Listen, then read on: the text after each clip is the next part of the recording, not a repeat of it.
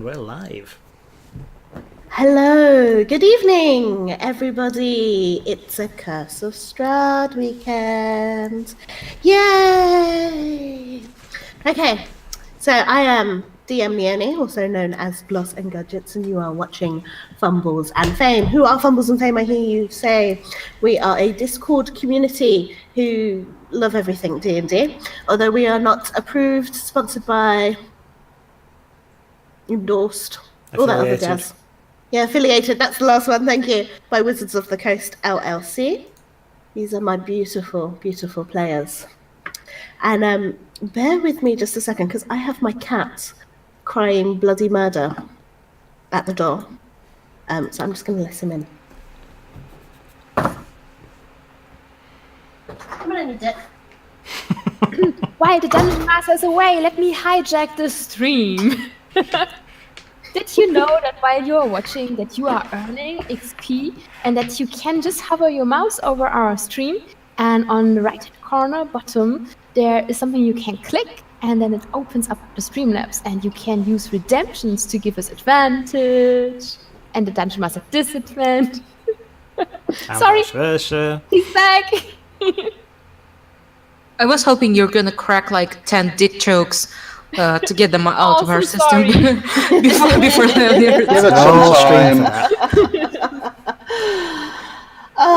Right, let's do a recap because it has actually been a very, very long time since we last played. Well, not that long, it's been a month. We play every last Saturday of the month, that's how it works. So, last time we played Curse of Strahd, our heroes did something pretty good for the town of Valleki. They found the missing bones of St. Andrew, who was actually being kept by the coffee maker. And as they were exploring the coffee maker's shop, they discovered that there were vampire spawn. A battle ensued, which was actually quite difficult for our characters until they discovered that they could kill it with fire, literally. Unfortunately, our town guard took quite a nasty bite and fell. And that was pretty much the gist of the season, the session. And as our companions went to sleep that evening, two of them, Finney and Gideon, found themselves in a setting that I think they were kind of expecting. So, guys, can I actually get you both to roll me just a d20? I want to know who will be doing first. 12. Sure. Would it be the high roll? 3. It'll actually be the lowest. Oh, who have we lost? We lost Tahina. Here she is, she's back.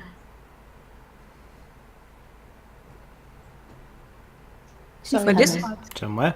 It crashed on me. There she is. Sorry. She's back. We're called Fumbles and Fame for a reason, because we fumble a lot, technologically wise. Personally, I blame Discord. So, yes, which is generally fumble all the time. Just generally fumble all the time. So, as Tahina pointed out, would it be the high roll or the low roll? Well, actually, it would be the lowest roll, who is the most unlucky to have their audience with the illustrious Lord Strahd. So, okay. Gideon, to set the scene for you, you are on the battlements of a castle. Okay. There are moody clouds above, the rumblings of thunder, the occasional strike of lightning. You are overlooking the valley of Barovia, or you think it's the valley of the Barovia. The layout of the land looks about right. And you assume that you are on Castle Ravenloft, which is on top of a high peak. Okay. As you look to the left of you, there stands Lord Strahd, and he is overseeing Barovia. But alongside him are faint, ghostly outlines of many twisted souls, all just standing lined up beside him, all along the battlements as far as the eye can see.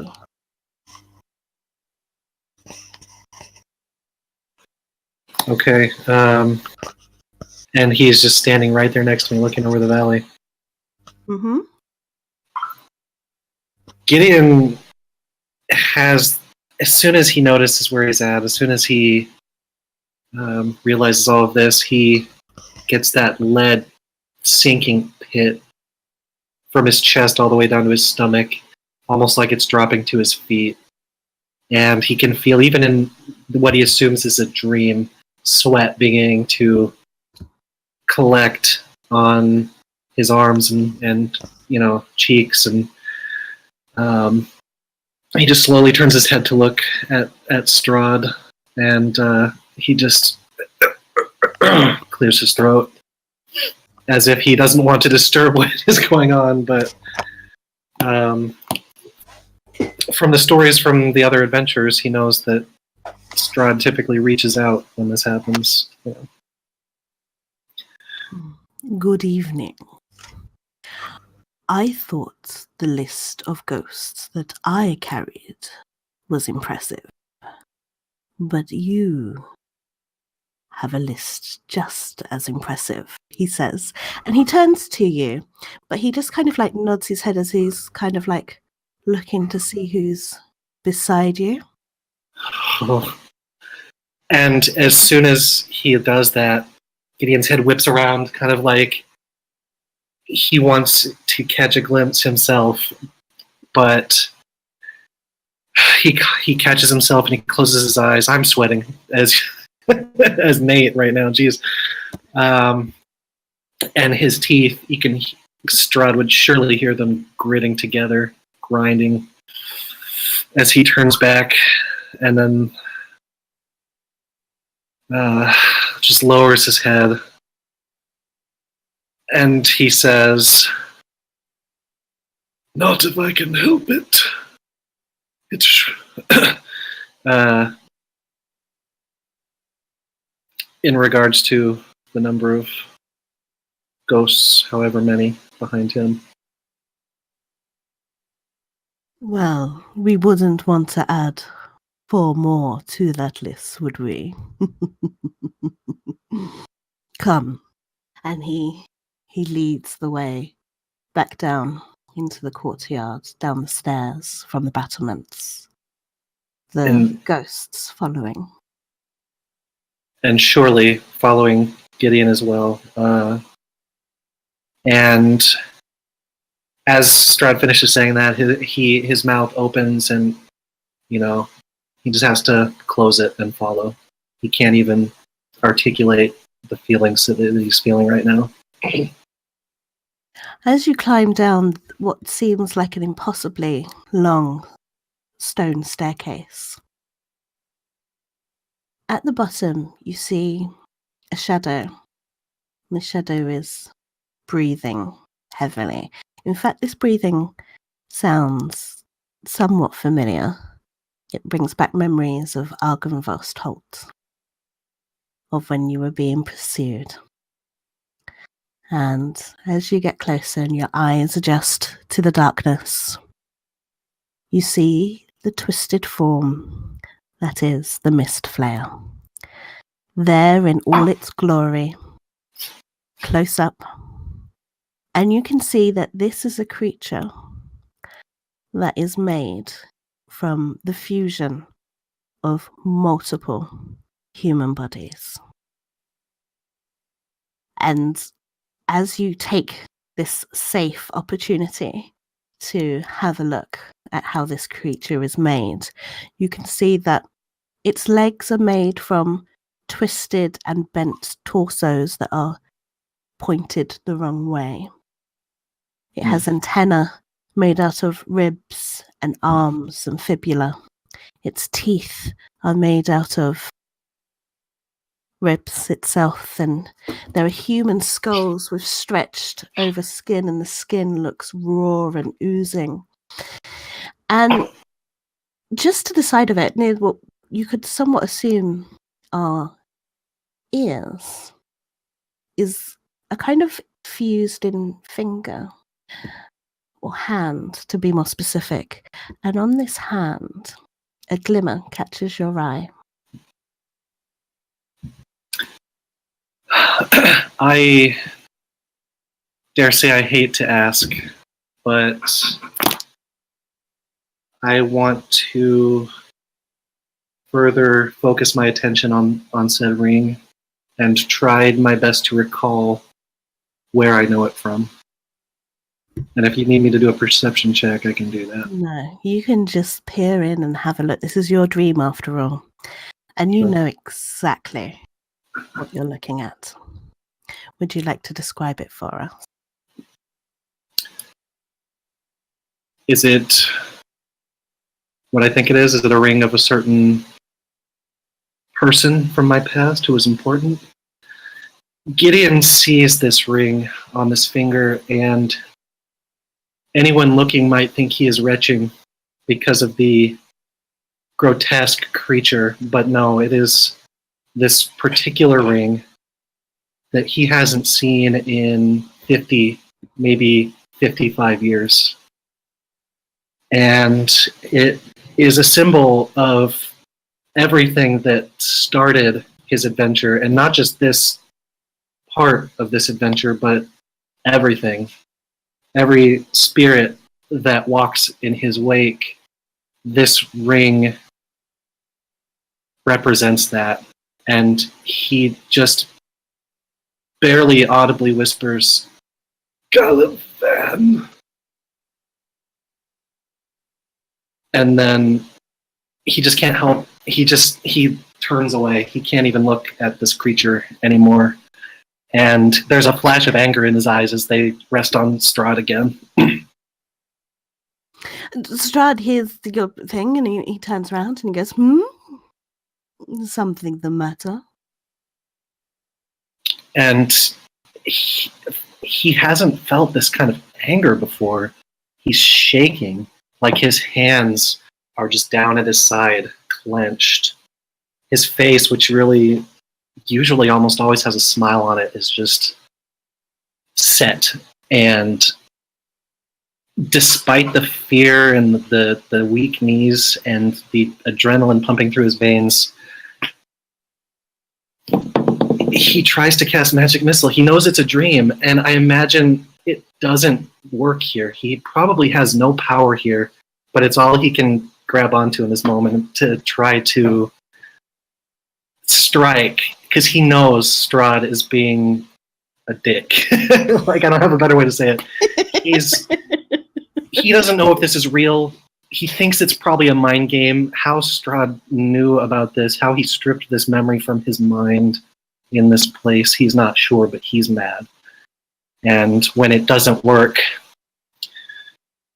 he just heaves a deep breath and says,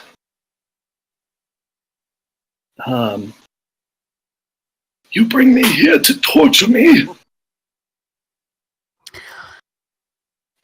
I brought you here to converse. It is your mind that tortures you. All of this is constructed by you, not I. And at that point, I think he realizes that part of this anger that he feels for Strahd, he also feels for himself. And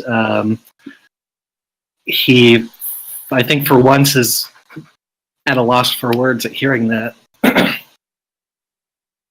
if you guys can't see, I am drenched because this is intense. I'm waiting for this for a month.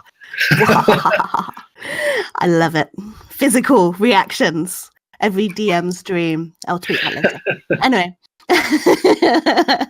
Back to the story. I will pat myself on the back later in the break. Come to the Hall of Bones. I wish to show you something. And he continues the courtyard further into a small doorway, which he opens and he enters. And the courtyard itself, I mean, you look at Castle Ravenloft, or what you think is Castle Ravenloft, or perhaps it's Castle Ravenloft that you imagine. And it's decayed. It could have been, once upon a time, a very beautiful building, but there are weeds where flowers should grow. The trees are dead. The walls themselves are thick with disrepair, cracking, crumbling. The mortar is being eroded away by Barovia's rich weather, to describe it no other way. And as you enter the courtyard, you enter into a very, very grand hall. And imagine the grandest hall you can. Shining pillars, ornate tables, grand chandeliers, but all these things are made of bone. Thousands upon thousands upon thousands of bones. And they have all been carefully constructed to be furniture. And in the center of this room is a grand table. And there sits a girl, a fairly young maid. And as you two approach, she smiles.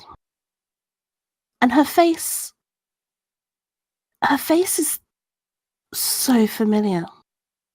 It's almost like you can see your companion Voldemar in her and his wife all at the same time.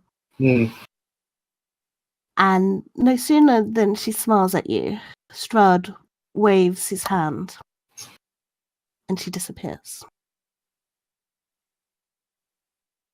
And he offers you her seat. I will take the seat, and his brow is furrowed, and what he is thinking on the surface is that there is no possible way that that was a coincidence, that the maid was just there by accident as a, oops, I'm cleaning, sorry guys. That was a show of his capabilities. That was a show that he has a hostage and that I have no power here. So I will sit. And Strahd sits with you. He offers you a wine from a bony goblet, to which he takes one to sip from, and he says, I understand your friends have done a great service to Veleki. He traces the edge of the wine glass with his finger. He had accepted, but he has not taken any sips, even in a dream. He doesn't think that would be wise to engage Strahd in such a accepting way. And choosing his words, he says,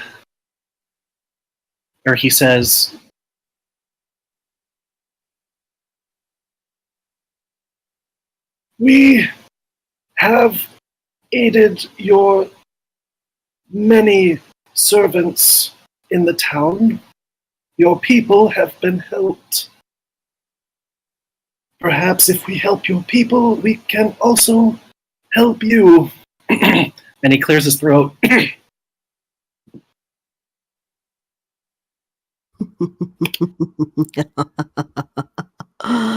They are not my people. Not anymore. It has been a long, long, long time since I have overseen the ruling of Barovia. But help in the winery is a good thing. It'd be such a shame to lose such a good vintage. And he swells the cup. Certainly. I think it is one's duty to help those in need. Whether they be the winery or yourself. So you are going to come and visit me then, and accept my invitation? He sighs and looks down at his cup, brow furrowing even more. I do not lead. Not anymore. If you truly see the shadows that walk behind me, then you know why. That is a decision that is not mine. However, I will consider seriously the implications when the group decides. It is not us trying to be ungracious. Simply, we must move carefully. There seem to be many working parts to this entire situation. You understand? Of course. I need not explain to you. Naturally. But remember this, Gideon the Wise. You have a long list of ghosts. And disappointing me will ensure that you will have many, many more. And then as he finishes that, Gideon, you wake up and it is morning. And I imagine that there's the same cold sweat on his forehead that's on mine. That was awesome. Thank you. You are welcome.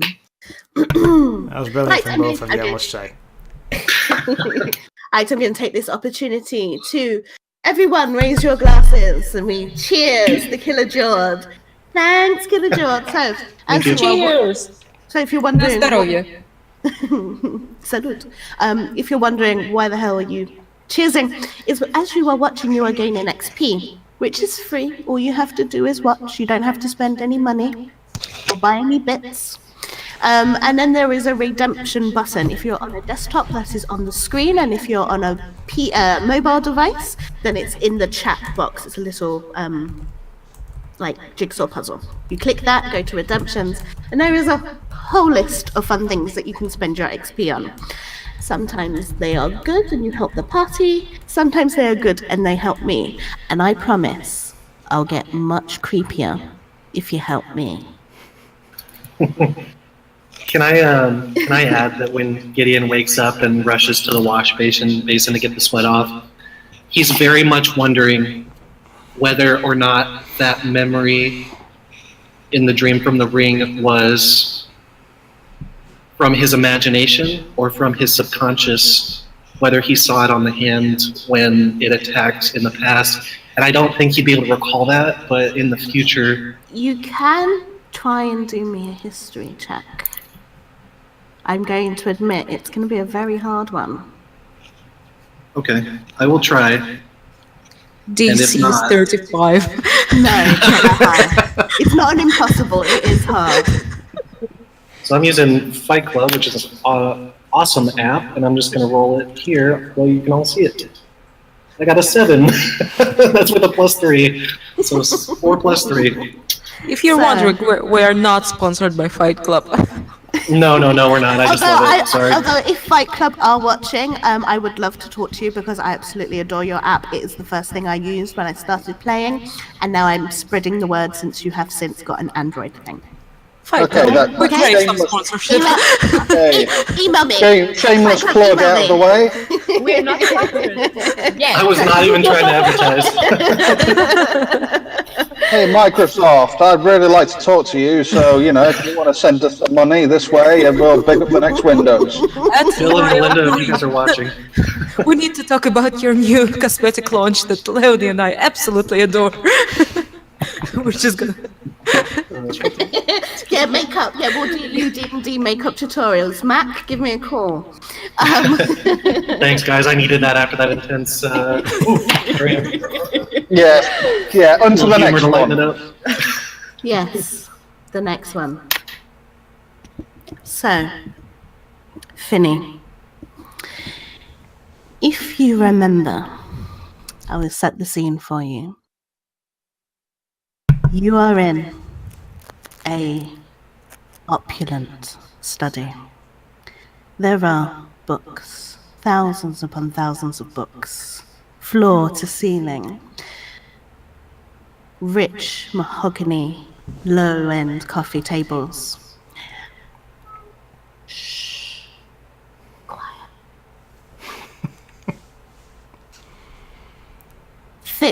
Persian rugs, a roaring fire. A bejeweled chess set is set out in front of you, and you're in a deep and cozy chair. And you are sitting in one, and Strahd is to your right, sitting in another. And the last thing he said to you was, "Good evening." And the last thing that Finney responded with was, shite. Exactly.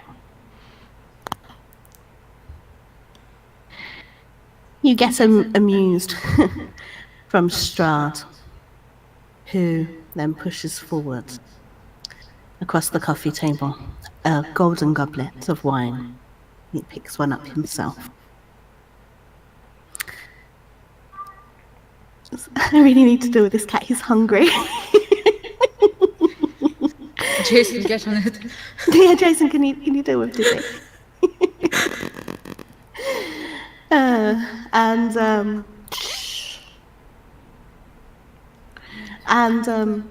Yeah, he pushes you over a wine.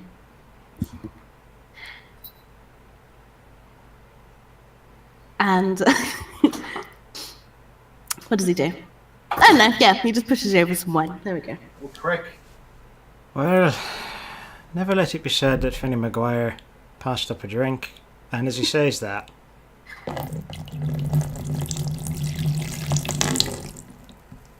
Damn, son.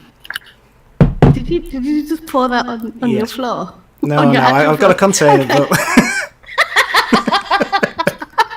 I got goosebumps, Someone Sam. came Jesus. prepared. You drama queen, how long have you been sitting there with buckets of prepared? Sam and Penny got balls. Holy shit. That's nuts. Sam has been waiting for sick drops, for sick mic drops for like 6 sessions now. Damn. Just like surrounded with tubs. I think I was muted when I said it, but God, Sam and Penny both got balls, and I admire and respect both of them. for as long as they shall live, which might not be very long. Yeah. Right, let me just get back into character. 1 minute.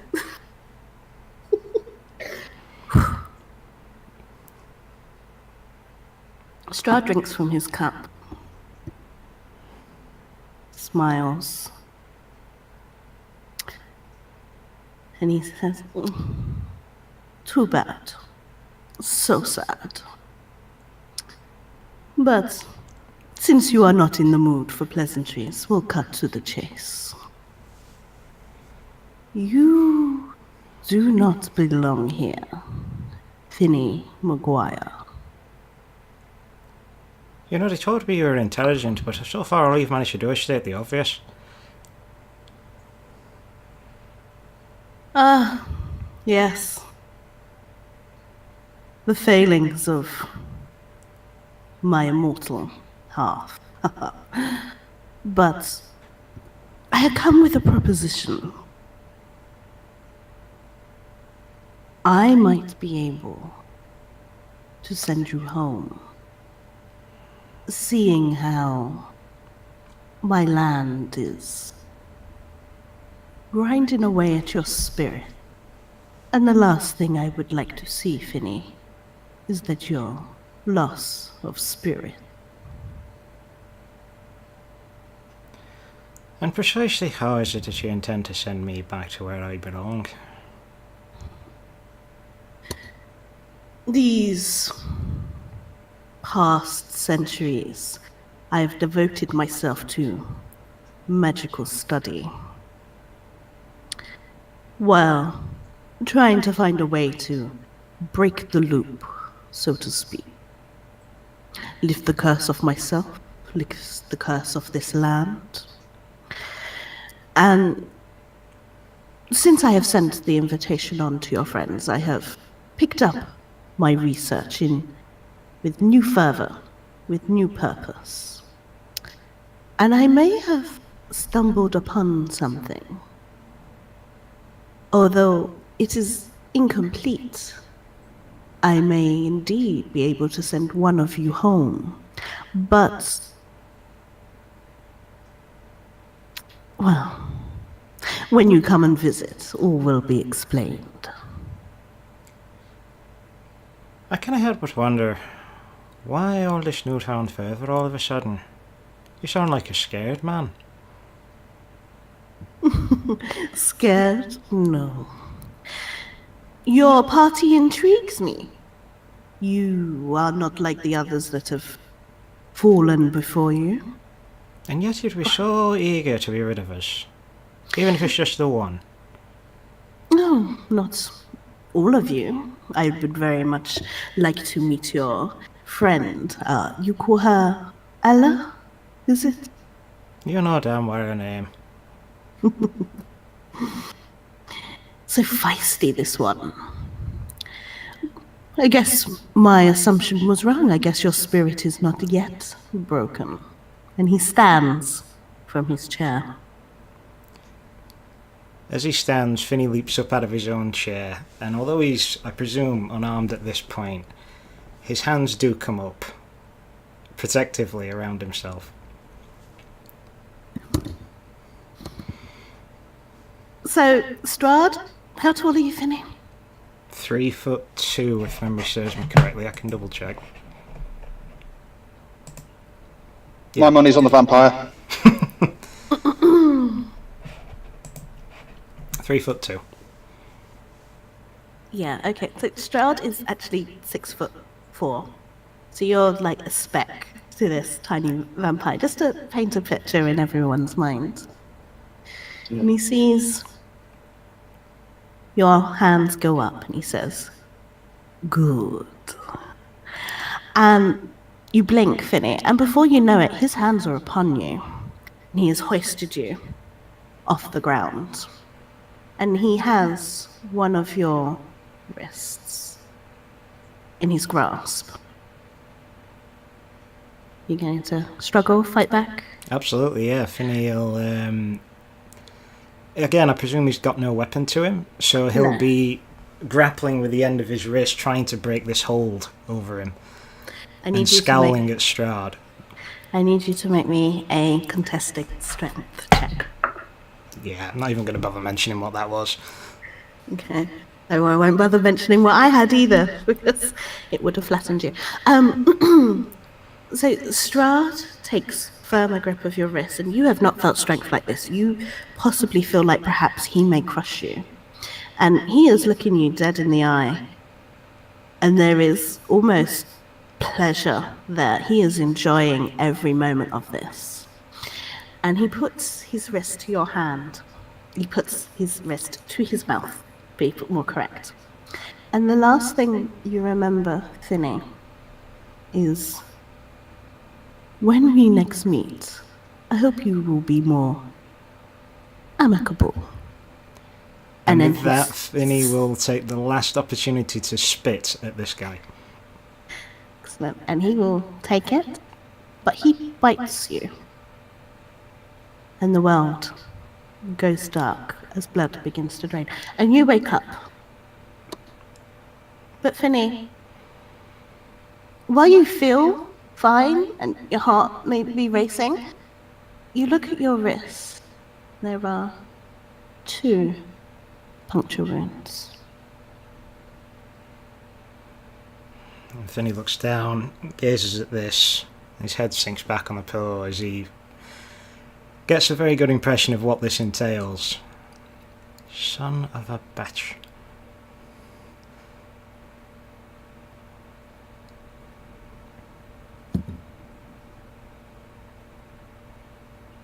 It is morning. Oh man. Do you guys need a moment to digest what just happened? I'm going to recover my drink. I do. It was rather a waste of brandy, that was. I gotta say, man, as a person, I respect Finney as a character. I don't know how to say it better than that, but man, he's a scrapper. That's great. I appreciate this. Yes. He's brave as hell. He's like Scrappy Doo, Halfling bravery. Gotta live up to it. except not quite as annoying. Waldemar is going to miss him. We got feedback from chat. Yeah, I saw that. And I'm just going to try something. Am I echoing less? No, sounds like perfect Leonie ASMR. Oh, if more people are echoing, everyone but Sam, that's to do with Sam's sound card, to which he has none. And therefore there's very little we can do about that. Sorry, There guys. may be a way around it if you give me a second, but I'll do that while you carry on. And now I've actually broke my sounds. I can't hear anyone. Oh, hell yeah. There you go, you're back. I fixed it. Oh, god damn it. We were about to exchange sexy messages with each other. Okay. Yes, indeed. Okay. Except it was all basically building up to a colossally bad joke. It's the best kind of.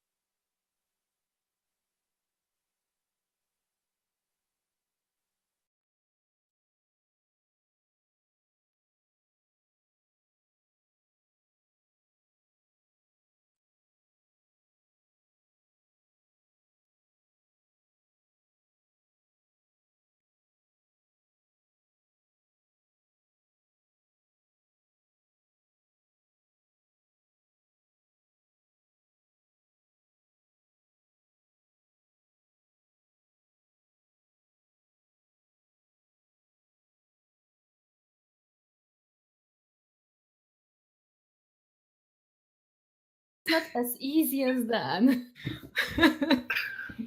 Sure. Oh, too funny. Yeah, Barovia is not a dating sim. You can try, but the DM will steer back to the darkness every time. I think what the dungeon Rightly so. master is Okay. trying to communicate to us is that you need more experience. I'm just going to double Yeah. check that you can. Higher level. I'm just going to double check that you can all hear me on this mic. Yeah, we've got some sound issues. Well, Yeah, I've just Yeah. done a speaker change, so I've knocked the old mic off, gone back to this, and hopefully it'll fix the sound problem as well. But if you guys can check and let us know. Right now, on my end, you sound a lot cleaner than you did before. yeah. And I Sounds just good. checked just Twitch and I could hear you fine. So Yeah, if you guys on Twitch could let us know if there's any more echo from the other players. If there's nothing, we should be okay. Sounding quiet. Up your mic on You're quiet. OBS. Yeah. And actually, since I kind of knocked my mic, now you guys are quiet, so I'm just going to up you. Oh, you are all up. Okay. okay. Sorry, I can fix it. Okay. Okay, so where we're at now, everybody should be about okay, and hopefully it's dealt with the echo. I apologise for that, you guys watching. I'm going to get a sound card, and hopefully it'll resolve that issue in the future. But for now, we'll go with this. Yeah, Excellent. and chat said it sounds better. So thanks Splendid. for that, George. Obviously, that setup doesn't work for the moment, but that's fine. So, It's morning, right? It's morning. I do believe there's only one of you left that needs a creepy Strahd dream. Dun dun dun. So yeah. Ella and Gearhart. Mhm. Over to you. What's going on? What happened over the night? You sleep well? Ella always sleeps like the dead. Oh, wow. She sleeps deep, and I'm not sure if Waldemar is there to protect her again, like we did last time. We're back at the inn, right? Of You course. So basically, Ella is just jumping up in the morning, rubbing her eyes, and looks around and says, "Yes! Now creepy dreams!" And then she looks over Waldemar's shoulder down at his face, And she stares at him in this cat-like manner, like, you want to wake up? She goes, pokes his nose. And then, but he's old, he needs his sleep. And she gives him a kiss on the tip of his nose and starts scrambling up, washing her face, getting ready for the morning, and goes down and look for some breakfast. She is in hopes of getting pancakes because they returned the wine. So maybe the owner is in a better mood, and she hopes that translates into pancakes for breakfast. So yeah.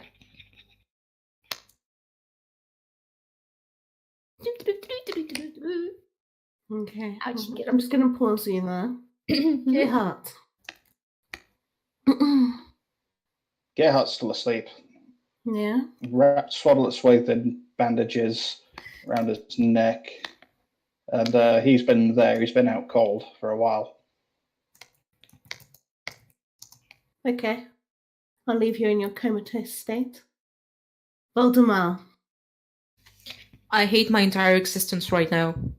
I hate being woken up roughly, and I actually woke up just as Ella started jumping on the bed. But I pretended to be asleep because I was hoping that I would convince myself and actually fall asleep.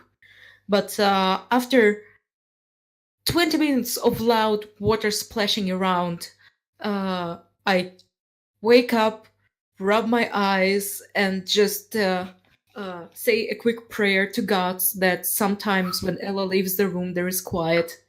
And then I I just dress up and go downstairs without washing my face because that's not what you do. Okay. So, those of you that are attempting to go downstairs, before you kind of hit the top of the staircase, you are met by your dear raven friend, Elizabetha. And she is there, and she has a panicked look on her face, and she puts her finger up to her lips, and she hurries you back upstairs. And she says, Burgomaster's men are here for you. Isaac is waiting downstairs for you. I do not know what he wants.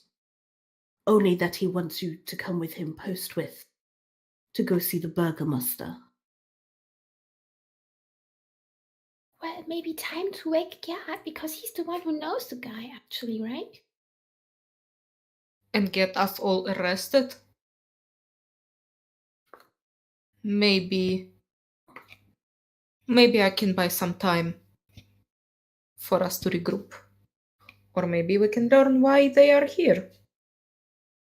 I think we did a good thing for Valaki, right? We did get the wine back, we did get the boat back. Good for the people, but maybe not for the Burgomaster. Maybe Either way, whatever you do, be careful in that mansion. Strange things happen, and the Burgomaster is a vain man with a frail ego. Try your best not to anger him. Voldemar quietly nods and pats Ella on the back. And he actually has to reach down to do so because he's literally twice as tall. I don't know what you talk about. I'm nothing but charming. I'm not. In that case, let me talk, okay? I will stand behind you and look mean. Can you maybe try to smile? To look less grumpy? You know My that face will crack uh, like that, lips? like that man in the shop. Let's Are not you do guys- that, man, please. Are you guys talking loud enough that Gideon might hear from his room? Or It's like hushed whispers. Yeah.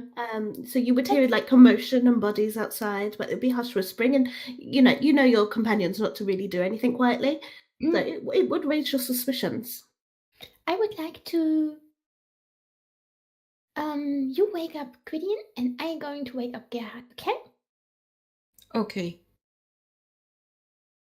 And I'm going to.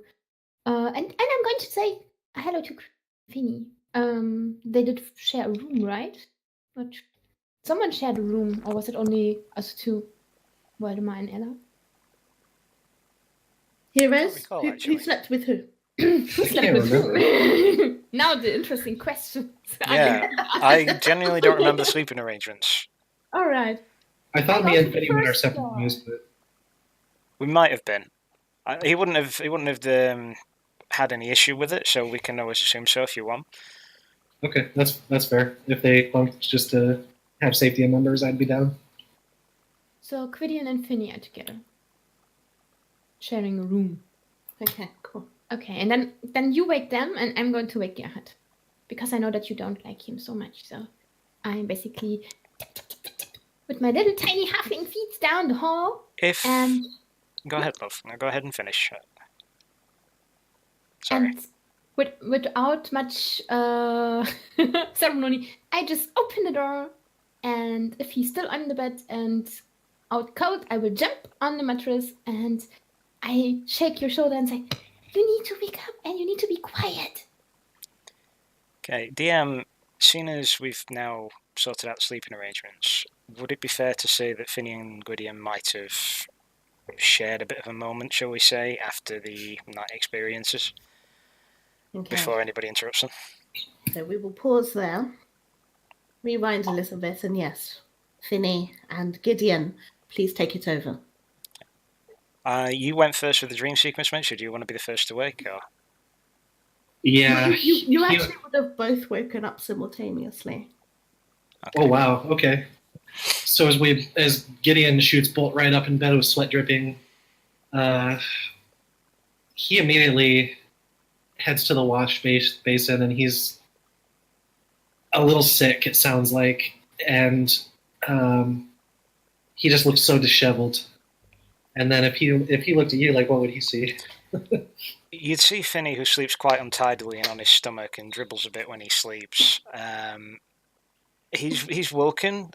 His pillow's wet, but it's not with drool, it's with sweat this time, it seems. Mm. And you don't see him move much. His eyes follow you. And you see him just under the covers sort of look down at something before rolling back over, keeping one arm under the covers and looking back Okay. to you and just quietly remarking, "Got to you too, didn't he?" Yeah, the pale tones under his rosy. I mean, he's got a face kind of like me, really rosy cheeks, but if he's distressed, just pale everywhere else. And he's definitely sweating, and he nods. And it's almost like he doesn't have words. He's still considering the implications of that ring, and he still can't. He doesn't know whether it was real or whether it was imagined, whether he's actually seen it and it was subconscious or not. And do I have any wounds from my dream? No, you do not. Okay. So he just shakes his head and kind of just rubs his shoulders and shakes himself off. His magenta pajamas, just seeing that drenched in sweat. Seeing that you're in this kind of state, Finny will hop out of the bed with a bit of a more resigned look on his face. I mean, he looked pretty somber yesterday, but this just looks not quite defeated, almost as though a great deal of energy has been kind of sucked out of him with whatever's gone off throughout the night. But he moves past you to the wash basin and gets a small glass of water. "You should sit down, mate. Have some of this." And he passes it across to you. He sinks back down onto the mattress and takes the glass in both hands, and he's just staring at it, looking down, and he sighs, and he just looks up at you with this grateful, like he's gonna buck up and do it, but just this grateful thank you, and then he just, "Finny, my boy," and he pats you on the shoulder. Finny offers a tired smile and just says, "If you've been needing or wanting to talk about it, it might help to get it off your chest." Yes, I appreciate your offer.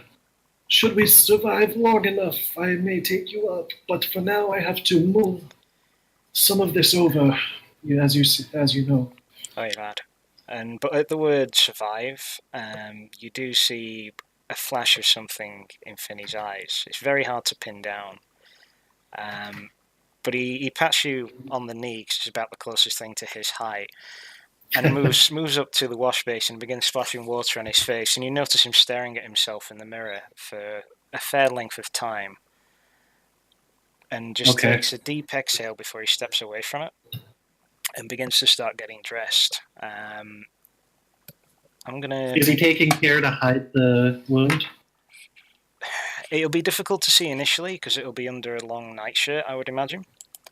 Okay. But he is going to get dressed. He's obviously going to get out of that and into his usual attire. However, I'm going to roll a 26 on stealth to see if I can hide it from your perception.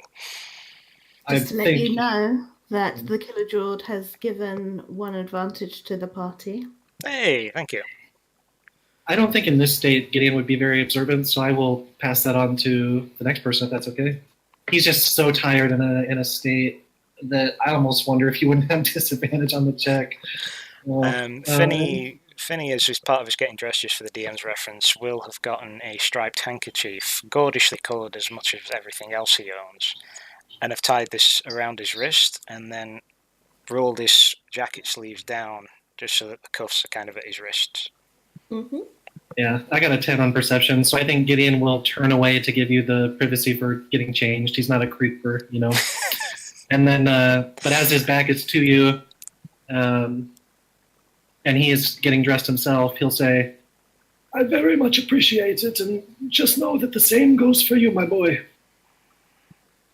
And Finney, he's got his back to you at this point, and he's just pulling the last of his collar and bright orange jacket into place. But you do see the mop of tousled chestnut hair just sort of nod. Mm-hmm. Before he turns back to you and fixes the last few buttons on his waistcoat. In time, I think. It's not something we need to be talking about here. The guy, Indeed. Strahd has eyes. And ears, and whatever else. Teeth. But Finney whispers this very quietly under his breath to himself. And yeah, I think at that point Gideon would then move towards the door or hear the knock. Or... Yeah, I think at that point it'd be perfect for Ella to burst into the room. Sure. But you just for context, there is kind of a sad but friendly smile on his face, and I think this is the first time that he feels like him and Finney have really connected. So at least if he had to go through that night of awful visions, a little bit of positivity this morning has helped him feel a little chipper.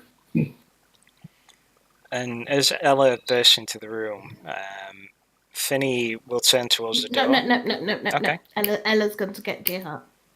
Right, beg your pardon. I do believe it's Voldemort that is getting you. Okay. No, I'm getting Gerhard, and Ella is getting Finney and Gwydion. No, Ella is getting Gerhardt.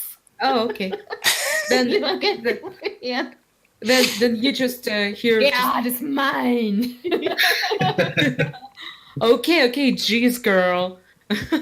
We're not gonna fight over him. We have a wife.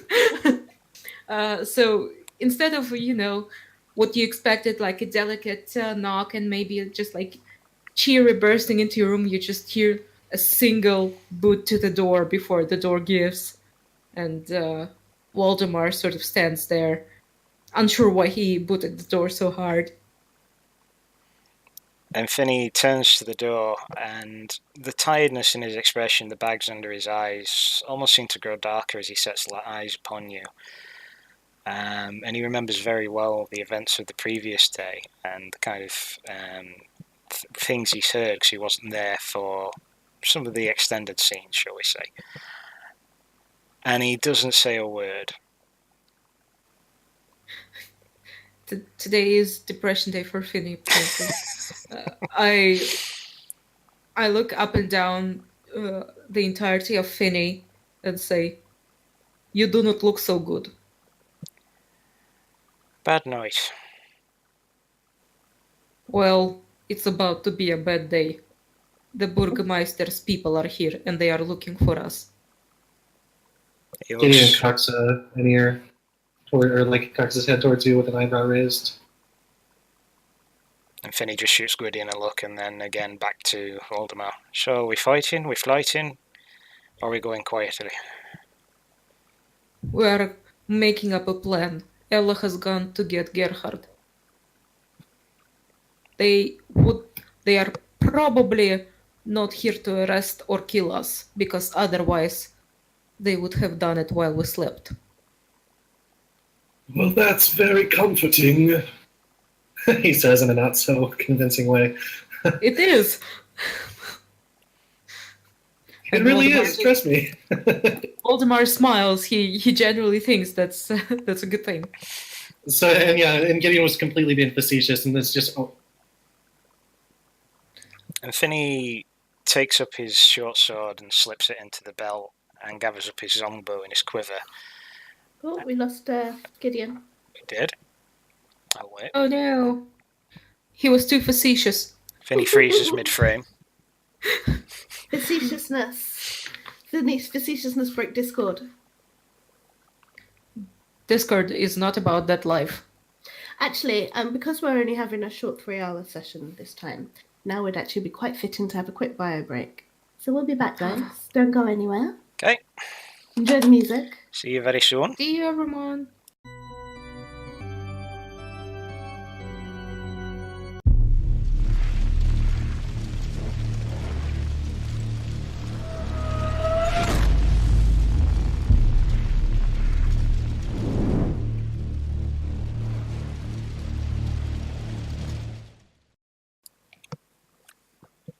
Hi guys, we're back. Thank you for staying with us. We are Fumbles and Fame and we are playing Curse of Strahd. I am your DM tonight and scarily enough, really into Strahd. I'm like so in tune into that. Glass and Gadgets, also known as Leonie, and these are my wonderful players. We have Gideon, played by Nate. We have Voldemort, played by Anne. We have Ella, played by Dahina. We have Finney, played by Sam. And we have Gerhardt, played by Jason. Before the break, we had some dream sequences to which I got a physical reaction out of one, and another player spilt his drink on the floor. Not necessarily by accident. It was isn't that a physical reaction? Is that a physical reaction as well? Yeah, it was a physical reaction. I was very impressed by that. It threw me. So I did say in the break that Finney could have inspiration for completely show-stopping the DM with that impressive gesture. Not so much engaging Strahd in a dream, which isn't a dream because he can actually hurt you. Yeah. Finney didn't know this. No, but he does now. Indeed. And then we are waking up the characters as the Burgomaster's men have come to collect our adventurers to go meet the Burgomaster. But Sam, you have something you want to say? Yes, indeed. Many of you from Fumbles of Fame will have seen over the last few days that we've been having some giveaway prizes. Because we've been selected by Maychan Press, who are also known as Middle Finger of Vecna, and they do a lot of D&D homebrew stuff. They've got in touch with us fairly recently and asked us if we'd like to do a game using their new Dark Matter material, which is a science fiction supplement for Dungeons & Dragons 5th edition. It works in tandem with all the D&D 5e rules, and it allows you to take all your favourite races and everything and put them into a sci-fi universe with its own rule set. They've really pushed the boat out on it. They've got a Kickstarter going to try and see if they can get enough money behind them to publish this properly. And they're doing really, really well with it. Mm-hmm. But it's funded. Yes, it's funded. They're actually pushing to stretch goals now, and they're hitting quite a few of them. But they were kind enough to not only let us play it, which we played on this Wednesday, just gone Wednesday the 22nd, and you can see it in the past broadcasts under one-shots, I believe. Don't watch it now. You're watching. Yeah, exactly. Wait until this is done. But we had an absolute blast. I had the pleasure of DMing. I had Jason and Leonie with me and a couple of us, and we absolutely loved it. They had all sorts of different things. They had custom races where they've done artwork, stats, lore descriptions. They have all new equipment for the sci-fi universe, spells, and the big one that we found was that they had starship combat, and it worked a dream. It allowed you to do the whole Federation Star Commander type routine where everybody's got set roles on the ship, and it works its way up from fighters and corvettes and freighters and battlecruisers. It covers the whole spread, and it was a great blast to play. It was great for RP all the way through Oh, as yeah. well. Wasn't Yeah, it? really great. For me, it showed And, a whole new side of D&D that I've not yet seen before. It was a whole different level of cooperation, and I was really, really impressed by it. And already I can see Nate's eyes twinkling. Yes. Yeah. That's why I just think that's really generous of them to let us play that material. That's really cool. Yeah, it was. They're really cool guys. Just to interrupt quickly, Sam. Just no, I've dropped the link to the Kickstarter so you can go draw that out. It ends very, very soon, Sunday to be precise. Tomorrow. Yes, tomorrow. I don't know what day of the week it is ever. However, Mei-chan have informed me that they are opening up the backer manager, which means even though the Kickstarter finishes, you can get the manager and still get the Kickstarter and all the Kickstarter exclusives after the Kickstarter ends. Okay. And if you'd like to see how it looks, there's a sample page that you can look at with a few bits and pieces on the Kickstarter. You can obviously watch our stream and get a better idea of how it all works. And you can also win 10 copies of the Races PDF that they've been kind enough to give out to us. We've had the giveaway running since Wednesday. It finishes tomorrow. If you're a Fumbles and Fame member, entry is very, very simple. All you need to do is put me the Discord, your Discord tag, your Discord name in the Twitch chat, and I'll add it to the list later on. Dead simple. If you're not a Fumbles and Fame member, you can join and do the exact same thing. The other option is you can go on the Fumbles and Fame Twitter. It's Fumbles and Fame, and the and is spelled. And there is a tweet advertising this very stream. If you retweet that, I'll enter you again. There's 10 copies to give away. There's a lot of races that we played and saw as NPCs, and there's also some that we didn't even get to. So if it sounds like something you'd be interested in, you'd like to look at it, very easy to enter again. Fumbles and Fame members, just pop your Discord tag in the Twitch chat. Anybody who isn't, either join and do the same, or go ahead and retweet the tweet regarding Curse of Strahd on the Fumbles and Fame main account. And the giveaway will end tomorrow, same with the Kickstarter. Thank you, Tahina. I was struggling typing on my phone. So yes, so lots and lots going on. So the Burgomaster's men here, we left with Gideon, Voldemar, Finny, you all wrapped up, didn't you? So we're going to zoom back to Ella and Gerhardt. Okay, so Gerhardt, his eyes snap open as he feels this weight bouncing on his chest, and a bit of I'm not bouncing on your chest. I'm just jumping on your mattress and looking at you. And I check you. As a psh, my tiny little hand is pressed on your mouth. You need to be very quiet. He looks a little bit surprised at a little hand over his lips at the moment, but he quickly realizes the situation, and I don't have to be quiet. And he is saying to you and taking her hand away. Sorry, and he sort of gives a bit of a nod, and he groans a little bit as he sits up, leaves himself upright, and what is going on? Shh. I whisper in your ear. There are people there. They belong to the Burgomaster, and we're supposed to be all brought to his mansion. And the pretty Raven did not sound happy about that. Elisabetta? She has good reason not to be happy about it. I suggest you get dressed. Yes, you are right. I will not be long. He gets up and he sort of stands up. He's just in his small clothes, big, broad, muscular chest, slides a few scars here and there, and he sets about looking for his clothes and his armor.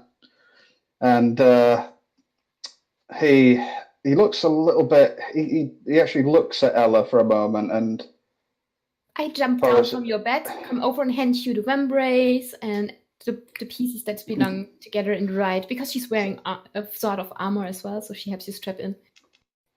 As they do so, he says, "I had a dream while I was unconscious, you know." A dream of Strahd? No, thankfully Very not. good. And then I keep on fiddling with the Yeah. ties of the armor. What kind of dream? I found myself standing over the body of a murdered woman, but no one I recognized. I studied the area hard to try and discern some sort of clue that would help me find her killer, but my thoughts were cloudy and I could not focus. Then a small demon with fiery red hair appeared on my shoulder, twittering into my ear incessantly. I strapped the vambrace a bit too tight. Sorry, Please what? do not take offense, but I'm not offended. What makes you think that? it did make me think of you. I think I recall you kept referring to my powers of investigation. I suppose that is one of the last things I heard before we fought that thing. I do recall.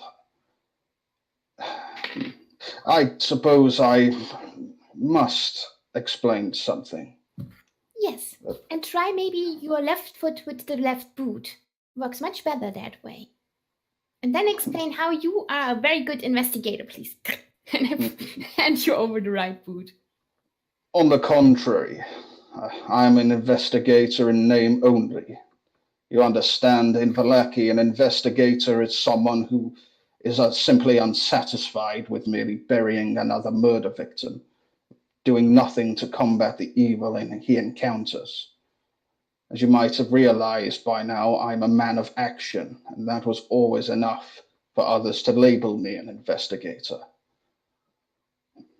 But I am no learned man, nor did I have a mentor.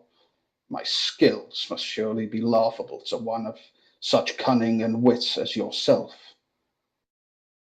If you phrase it like that, how can I tell you otherwise? Here's your other boot.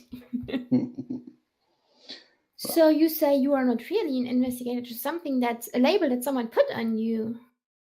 And it's not exactly encouraged here? Perhaps it simply has another meaning.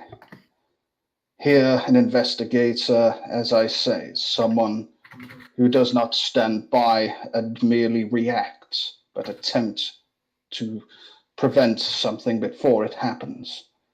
But, as I said, I do not have the skills for it. The reason I speak of all this is you, Ella. You have my respect.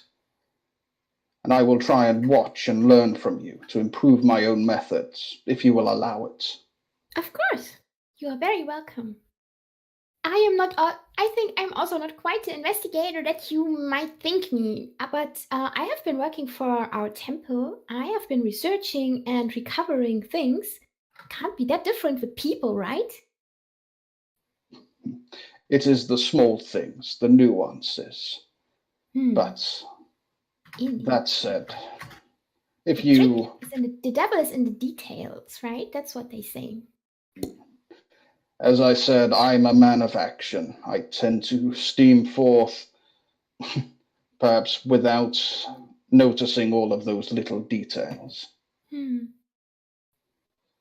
any case. I mean, now that you are aware of the problem, maybe it will be easier for you to look out for the small things. The small things, get it? I nudge you with my elbow. He chuckles. You may be right, my young friend.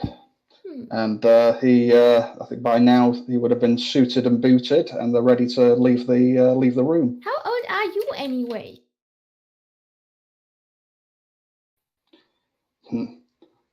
Probably not as old as you think. I am only 33. Oh, we have the same age then. You look far better for it than I do. Thank you. I think I have lived under less harsh conditions than you do. You may be and right. him do age pretty nicely. I hope it continues to serve you. In any case, we must go. What do you know of the situation? Have these men from the Baron? Well, Have they said what they want? I think they just want to take a stare, but it sounded Elisabetta was not very happy about it. Although we did so well, I think we helped. Well, no, I think Waldemar said that helping the people is not always what the ones in power do like, right? So maybe there's that. I give you the same advice that I gave Waldemar, by the way. If there's going to be talk, let me do the talking. And try to look not too grumpy, okay? It's off-putting to people when you stare at them like you want to kill them. Perhaps that is simply the Barovian way. Maybe. If I know the Burgermeister, however, he has probably sent his dog, Isaac. Oh yes, that is the name that Elisabetta said. Perhaps you had better let me speak to him first. He is a fractious man and much prone to violence, but he will know me. We can do the good cop, bad cop routine. You are the bad cop in this scenario, of course. Why must I be the bad cop? Yeah, because you admitted that you are a bad investigator, okay? So I'm the good cop, okay? And I just open the door and stand silently march out of there. So you do not mean bad as in unpleasant, but simply unskilled. We go with that answer. And now buckle up. Things are going to get interesting, and I so hoped for pancakes. I dare say the Baron will not be serving pancakes in his kitchens. Just be wary. Try to persuade him. Maybe this is all just a very pleasant invitation. One never knows.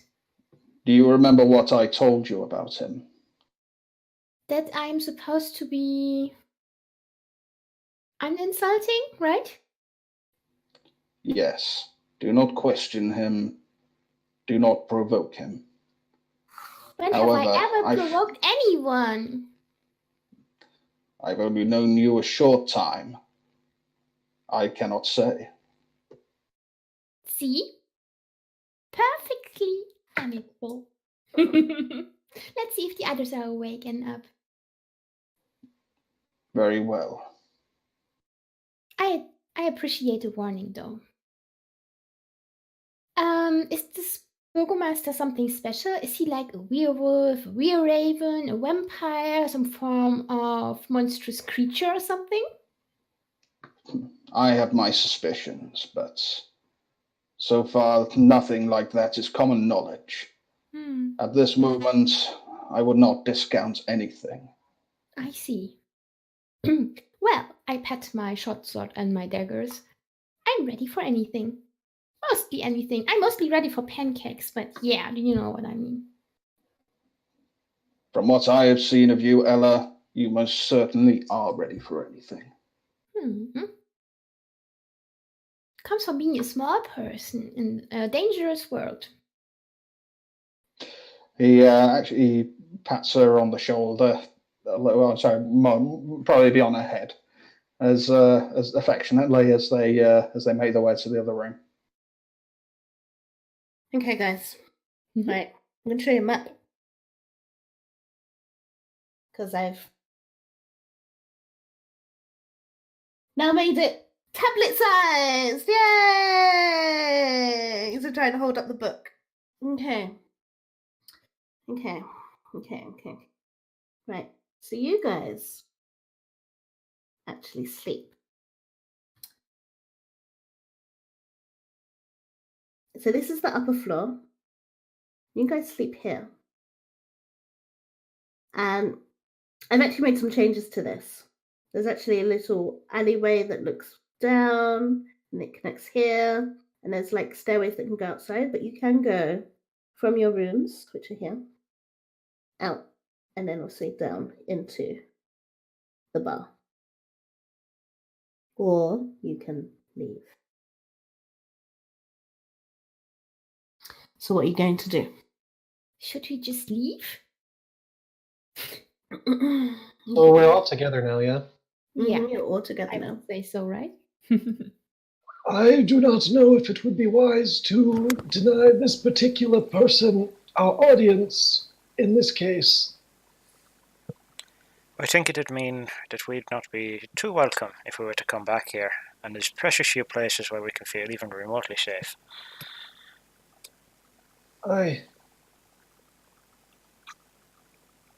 Even a hunter needs his hide. Russia got dark quick. That's called the end of summer, and I can do this. Now it's 6 months of darkness. 6, try 9. Shine out Gideon- your face instead of into the camera. I feel like I'm being interrogated. Yeah. Well, it is Russia. Very nice. Okay, sorry to interrupt. Gideon keeps ferreting glances at Voldemort. He's remembering his dream, and he doesn't think there's time to talk about it, but it's definitely on his mind.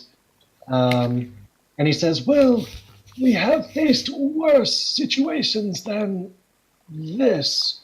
I think, should anything happen, we are somewhat prepared. After what we faced last night, I feel more confident with you at my back than all the town guard put together. He smiles, and then he kind of looks down, but something's kind of eating at him. And in his mind, as he is suggesting going to the burgomaster's place, the words of Strahd kind of echo in the back of his mind. Or perhaps we could escape. What do the rest of you think? He just seems really unsure. Are we going to Probably. talk to this burgomaster or not? I would not suggest trying to run. He probably has all the town guard alerted and watching the exits.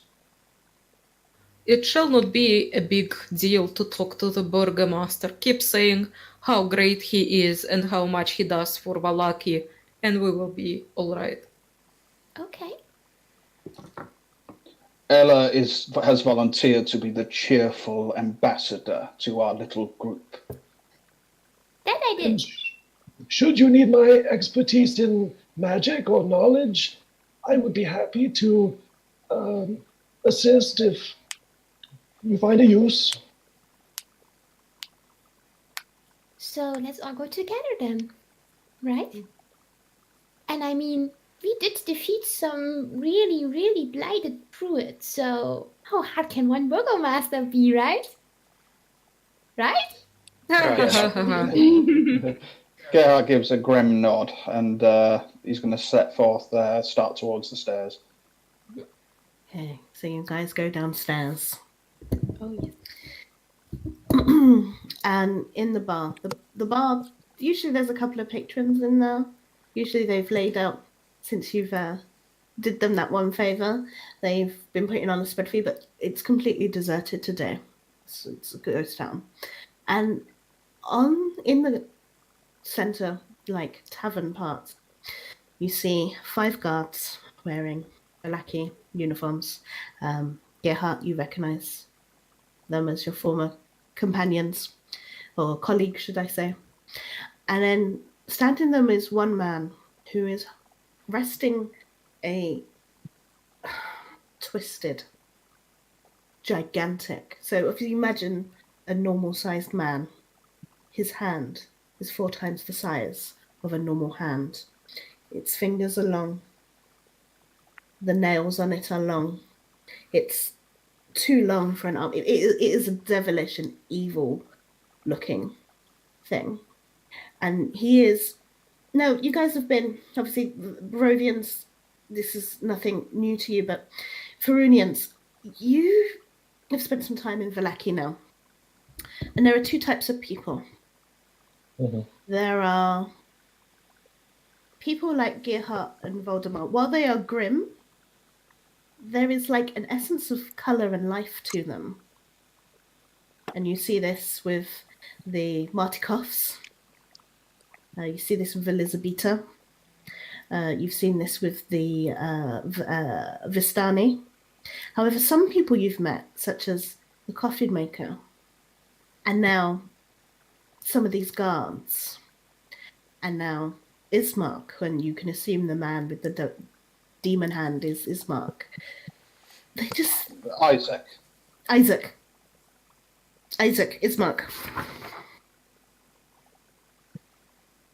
Isaac, Strasny.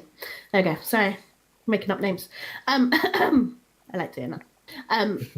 Yeah. They're very grey. Even if they're dark-skinned, they're just completely devoid of almost life. Their clothing is drab. Their demeanor is drab.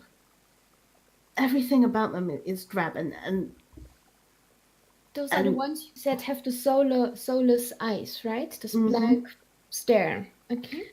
So even though Ismark, Isaac, I'm going to write that on post-it. Even though Isaac is this devilish-looking man, he seems very, very more grim. If you could imagine someone more grim than Gerhardt, that's the guy. Okay. And he has this devilish hand on this giant greatsword. And he sees you approach. He doesn't smile.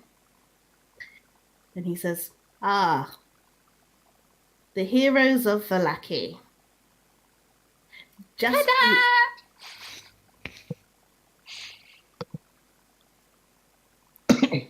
You summoned us, and here we are. Do we have a problem that needs to be taken care of?" No problem at all, but the burgomaster would like to see you in his mansion. And I have been sent to collect you. So, Hey? if you are done fumbling about, let's set off. you know, You've kept him waiting about 15 minutes. Ah. what is... Gerhardt's just going to bristle a little bit. What is the meaning of this, Isaac? You know full well I know how to reach the Burgomeister's mansion.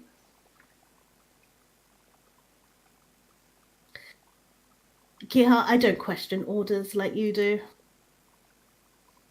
I've been told to collect you, and here I am. Like a faithful hound. Look what a good job you're doing. Here we are, and ready to march. And sorry for the delay, but I don't think the Burgomaster would appreciate seeing us all in our knickers, right? So we had to be presentable in order to meet this great man, right? That's none of my business. Anyway, so you set off. Here is the rest of the leg. I love this, but Fight Club. Call me. So you guys are here at what is N2, and the Burgomaster's mansion's up here. So you go out and you go up along the road. Good? And as you approach, people slam their doors and shut their shutters, etc., in fear of Isaac Ismark, whatever his name is. I'm going to call him Demon Hand. Where the hell did you get Mark from? I don't know. Ismark? Don't you remember how I used to call Barovia? I added it. Bravovia. It was like Yeah. it was like Brazilian Bravo, but with a Slavic twist to it. Yeah. I don't know why I do it. I just do, okay? It's my failing. I like how you merged like I think 3 different characters into one Isaac. I love it. I haven't decided on it. Is the villain actually called Strahd and he's not actually called Simon? And his last name is Belmont now. Leave me alone. Disadvantage for you all. Your I'm not kidding. Jokes What on happened with Make me disappear. And now you all die. There we go. Game's jokes over. on you. My dice hate me already. Yeah, if I go out, sorry, I'm still having some Discord on and off. It was puns. They drove you away. You can just admit it. So Okay. since technically Nate wasn't president, he did not consent to the Simon Belmont joke. Does it mean that he doesn't get the disadvantage? Yes. It's a terrible night to have a curse. Yes. So you approach the mansion. This mansion has walls of plastered stone that display many scars where the plaster has fallen away from age and neglect.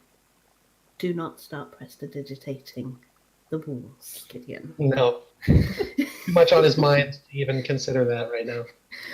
Drapes cover every window, including a large arched opening above the mansion's double entrance doors. You see people coming and going. The mansion seems to be a complete bustle of activity at the moment. And you enter the entrance hall and vestibule. Framed portraits adorn the walls of this grand foyer, which features a wide staircase with a sculpted railing. A long carpeted hall attached to a foyer stretches almost the length of the mansion and has several doors leading away from it, including one on the far end. There are bundles of twigs which are heaped everywhere against the walls. Are they very dry twigs? Very, very dry twigs. Like kindling, or Is this is it just has this decoration? to do with the festival of the burning? Something Yeah. or other? Yes, I think don't it, remember. it was the festival of the blazing sun. Oh, okay. I knew it was As something if- about burning. As if showing off an exhibition, Voldemar motions towards the twigs and says, "And here we burn the non-believers." Oh my god. Finney shoots you a glance, but bites his tongue. He looks a little bit distracted. And I carry on. Well, I'm a cleric. I should be in the clear, I say, and I make sure that my armor is just so. Sorry, I'm trying to figure out where you go in the house. Okay, cool, found it. Okay, so you're in the entrance hall. There's a grand staircase to your right. You are led up. Oh, Google, stop it! Stop trying to Google what I'm saying. That's weird. There we go. You go up the stairs. Go up the grand staircase, and you are on a very large landing. You're led through the landing, past draped windows, before you're led to a very ornate door. Isaac knocks on the door with his grotesque hand, and the door is opened, and he gestures for you. Go in. Floor-to-ceiling shelves line every wall of this windowless room, and a number of books contained here are nothing short of astounding, Gideon. A brass oil lamp sits atop a large desk in the centre of the room. The chair behind the desk is comfortably padded and has the symbol of a roaring bear stitched into its black cushion. Standing behind the chair, holding an open book, is a bear of a man. His breastplate, rapier, and silk tunic and greasy beard glisten in the lamplight. Resting on small rugs to his left and right are a pair of black mastiffs. Mastiffs being a dog. Here before you is Baron Vergus Valokovich. Can you say that again? What's his name? Baron Vergus Valokovich. Pretty sure it's Vargas. All Did I right. not say Vargas? Vargas? No, you said Vargas. Vargas. Oh, Vargas. You made me learn all these notes by heart, so I'm going to call you on it. Cool, call me on it. Vergus Valokovich.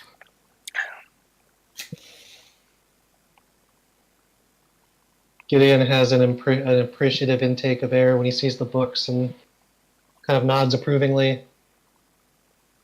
Under her breath, you can hear Ella say, "Puppies." Gerhard's going to speak first, and he just says evenly, "To what do we owe this pleasure, Baron?" The Baron snaps his book shut. He smiles at you. He says, the saviors of Vallaki. How pleased I am to finally meet you. Welcome to my humble home.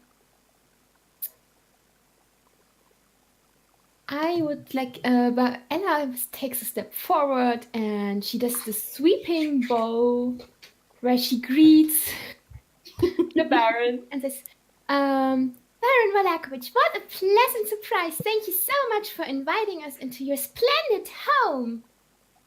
We have heard only good things about you and your general greatness.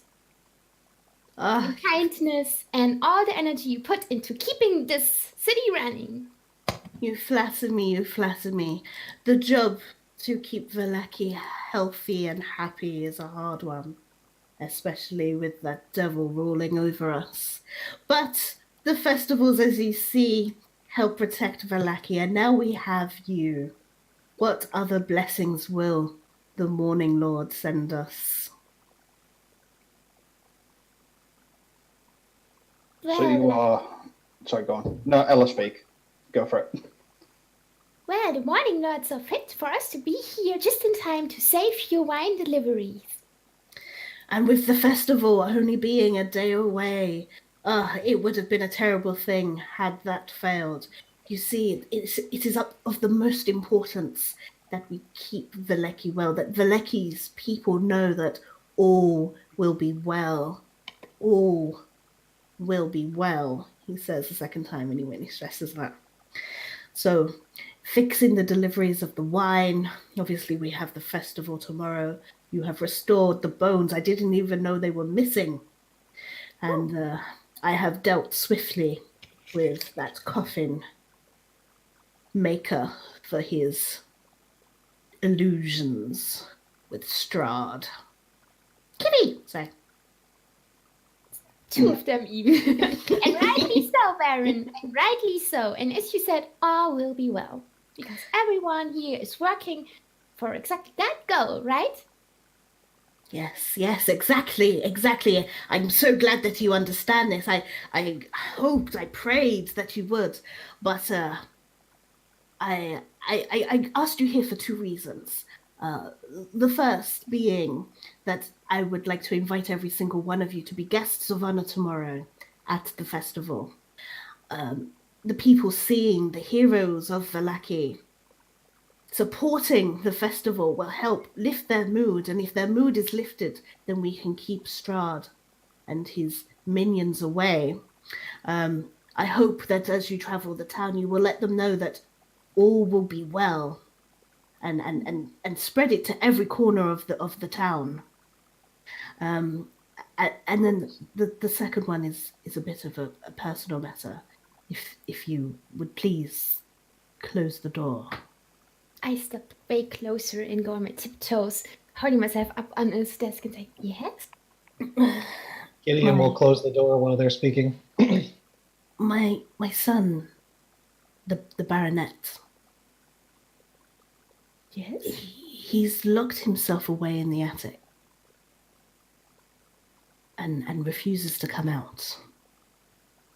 With the festival only a few days away, it's imperative that I and my family are seen as happy as we can be and united. You know, leading through example. And why, Baron, would he lock himself away? I do not know. He's always been a strange boy. Gracious Lord, what is the age of your boy? Oh, he's nearly a man. He should be ready to marry. A few seasons. As the father of several teenage and up boys, Waldemar nods understandingly, contemplating what the young man can be doing in the attic right now. While I... Sorry, penny dropped. Bang! with a resounding crash. Okay, what was I going to say? All right, so yeah, Gerhard says, Well, we would be happy to help you, Baron. You must understand our own investigations have not yet been completed. We have reason to believe that the Druids who attacked your wine shipments have an enclave nearby. Will this take long? Well, the attic is only upstairs. And what And- makes and- you think we can convince him to come out? I can talk to your son if you want. I'm not a cleric of the Morning Lord, but I am a cleric of Holy Ondala, and people say that I have a way with words. Not as much a way with words as you do, dear Baron. But I think maybe sometimes, they say the prophet is not being heard in its own country. So maybe if I talk to your son, I can make him see reason. Please, the festival is tomorrow, and it is the utmost importance to Velaki. While I understand your druids are not far, I'm sure that they could wait a little while. You dealt them a beautiful blow yesterday, and I'm sure they're licking their wounds in their conclave. And after all, the attic is we're talking about this house, right? Yes, it's just upstairs. Yeah, well then, would you like me to try right now? I will accompany my friend as a father of 6 boys raised under your lord's gracious rule. I believe I could be of assistance. Please, my home is your home. So please just help yourself to anything you need.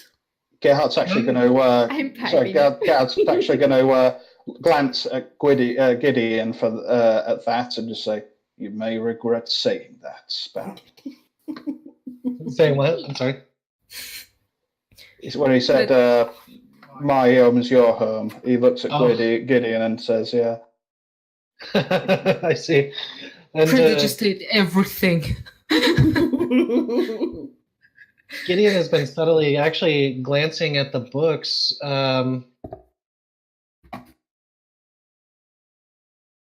Didn't get a great perception roll at 10, but what would I see as some of the titles, or what genres? Is it literature, or is it history, or I guess just what kind of cool stuff do I see at the bookshelves?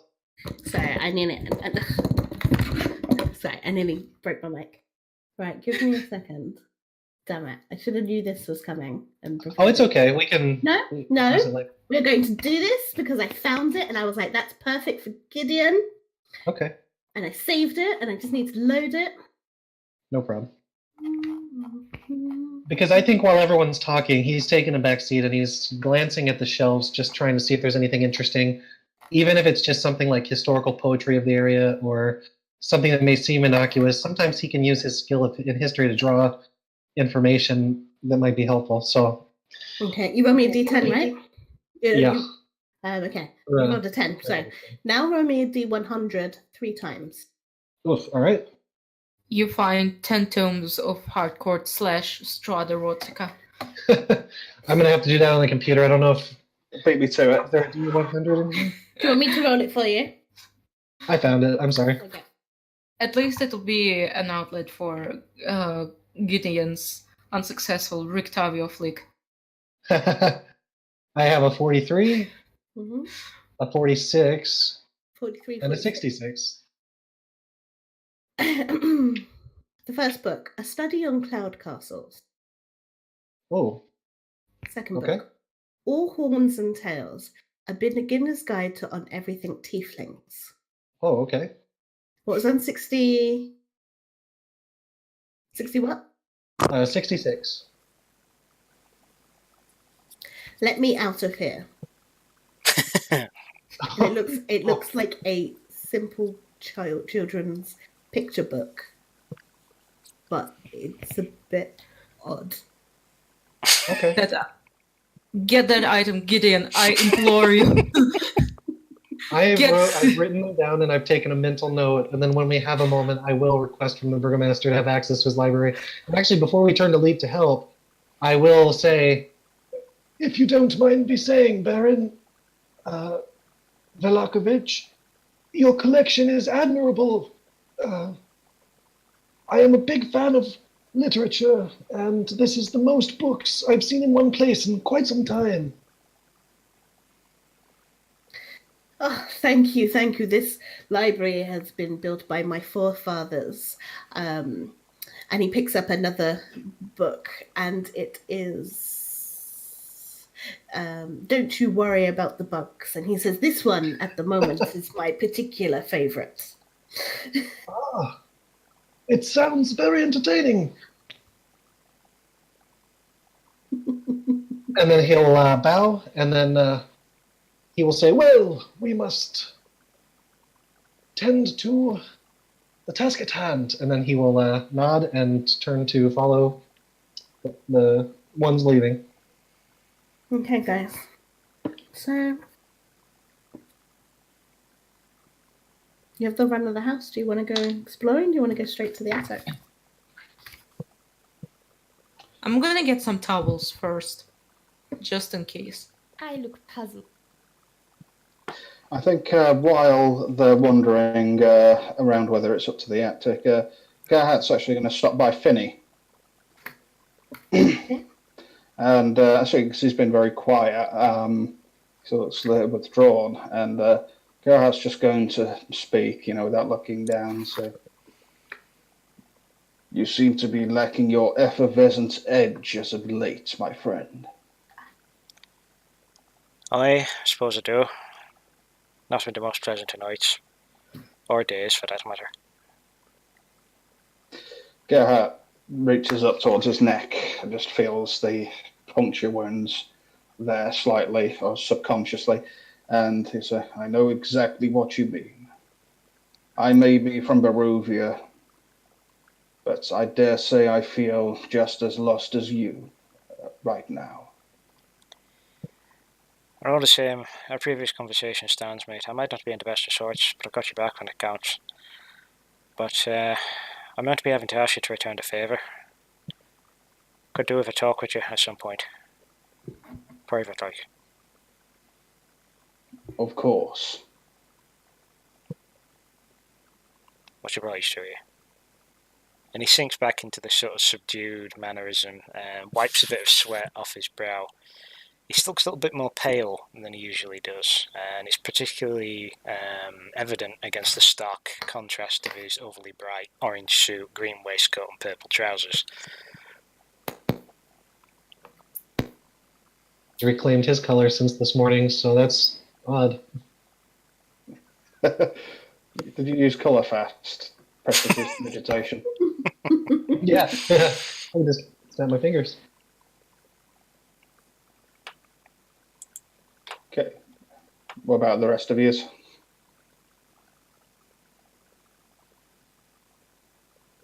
Are we just going up to the attic then? I am on my way there, yeah. I'm waiting for Voldemort to gather whatever supplies he thinks I'm going to need. Well, after talking with... Sorry, go on. No, sorry, it's okay. Sorry, after talking with Finney, Gerhardt's going to follow Ella up to the attic as well. He's obviously wants to be there in case anything goes down. Okay. Finney's gonna lurk behind. He's gonna actually attempt to stay in the room with the Baron if that's possible. Yeah, guys, as you step out of the Baron's, there's a room directly in front of you, and it's a room door that's been left open. And as you go past it, obviously you have a little glance in, and inside this room, I've not lost it, are dolls. This room is full of pretty little dolls with powder whites, with dusky skin, auburn hair. Some of them are dressed beautifully, others plainly. Some of the dolls fill a long bookshelf along, others arranged in neat little rows on the wall, mounted shelves. Still others are piled atop a bed and a heavy wooden chest. What's most odd is that all of these dolls, apart from their clothing, look the same. And Finney, Hey. these dolls match the doll that you have. Finney will shoot a sidelong glance at this room and then actually momentarily stop in his tracks. But he doesn't go towards it. And again, he seems to want to lurk outside the Baron's room. He doesn't seem to want to follow those who are heading up to the attic. He positions himself sort of outside the Baron's door almost, staring into this room.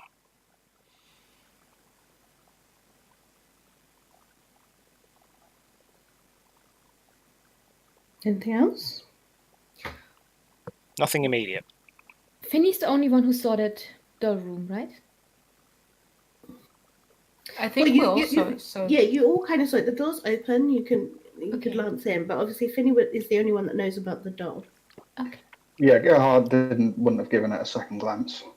Waldemar finds it creepy and doesn't want to go in. And Ella is a very goal-oriented kind of person, so she's like, fix the Baron's son. Up to the attic we go. On the way to the attic, I I tear the towels in two and hand one to Ella, one to Gideon, and one to Gerhard. And I say, if I know anything about boys at the age to be married, is that the worst thing we can find in that attic is Isaac's condition. Oh dear. I would rather find another vampire. Do not Yes, touch me too. anything. I'm not there. Gerhard? Oh, and Nate is gone again. Gideon decided not to immediately. He ain't gonna press to digitate that. Okay, so you get to the door of the attic, and someone has carved a large skull into this door. Hanging from the doorknob is a wooden sign that reads, "All is not well." And you hear a young man's voice from beyond.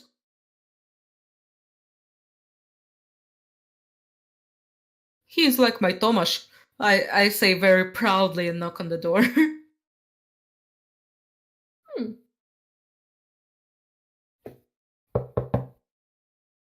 I need you to roll me a dexterity check.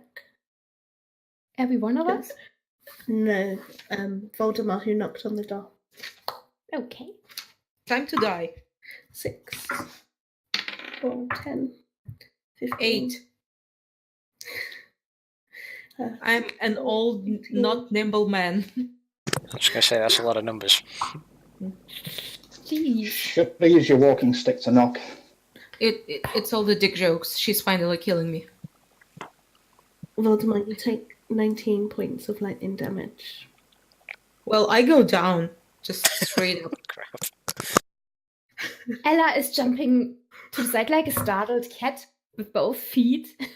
And then like, what the fuck? Does someone want to roll an investigation check to find out what Yes. happened? I want. Gerhard's going to see to Waldemar. If he's down, he's going to stabilise him and get him back on his feet. Okay, roll me a medicine check. That's a 19 for investigation. Okay. And I also would like to cast Cure Wounds on my friend Waldemar, Okay. who's keeping the night terrors away from me. So I basically first lay hands on and I heal him for... Is that the right sheet? Yes, it is. 11 points. You get 11 hit points back. Wow, that was D8. That wasn't even a D6. That could have been more damage. Ooh. I would have been so dead. Yeah, I could have insta-killed you. Guys, cool. be careful. God, you didn't. So 11 hit points back, and I investigate the door with 19. Okay, so as you look closer at the door, you notice there is an invisible glyph etched into the door. It is a glyph of warding, Mm-hmm. and obviously anyone who touches the door will disrupt this glyph. Okay. And also, Yeah. you can hear a voice behind the door, and he's Okay. reading something aloud. if you do an Arcana check, you can possibly work out what it is he is reading aloud. I'm barely getting on my feet, groaning. Arcana is My 14. you can hear my joints still crackle with some of the electricity. I think Gerhardt's just going to quickly, nonchalantly offer him the towel. Okay, so Ella, I'm afraid you don't understand. It sounds like gibberish to you. Yeah. But do I know how to disable the glyph? As a cleric and a rogue of my caliber? No. But Gideon, you hear Victor, and he's reading spells. You know that as magical language, as you know the somatic components to a spell, and some of the words he's pronouncing are really, really bad. But it sounds like he's trying to execute. You think maybe a teleportation spell? And the glyph is gone. Now that you've triggered it, it doesn't last. It only lasts till triggered, so you don't need to do that. But yeah. You are all welcome. Gerhardt's going to hear this, and he's just going to actually ask aloud, I can hear speech. What is he saying? Is You he muted. dabbling in Yeah, magic? very good miming. Yeah, Gideon mimes.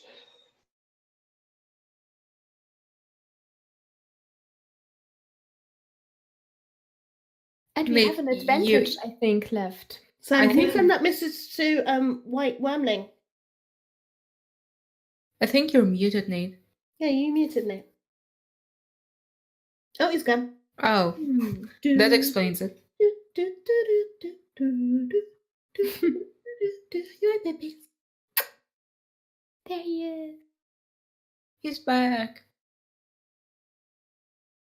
Still no sound. That's so weird. All right, is You're it back. going now? Yay! I had to do an audio reset again. I'm sorry, guys. It's okay.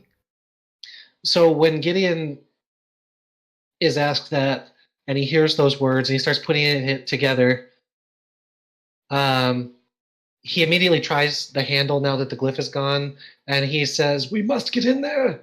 A dangerous spell to get wrong. He's trying to escape." Hearing that, Gerhardt's going to go action man. Okay. You know what this means? He gets out of the way. You're gonna start kicking doors? Oh yeah, he's going to burst. He's going to breach and clear that shit. Oh, you young men these days. The doors are open. He's too lazy to use the doors in his own damn house. Okay, strength check against the door. Oh my god, if we fail by this door, if we die by this door. You know, it could be locked.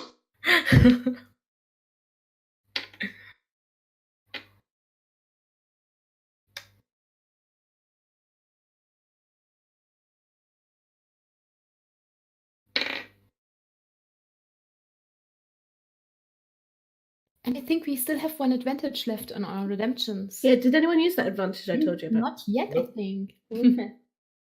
So if you want to bust in the store, like real On the impressive, like on the subject of advantages, I've just realised that I actually already have inspiration before you gave it to me. Oh, okay, you can't have any more. I would like to donate it to Gwydion if at all possible for his role-playing early between you and Strahd.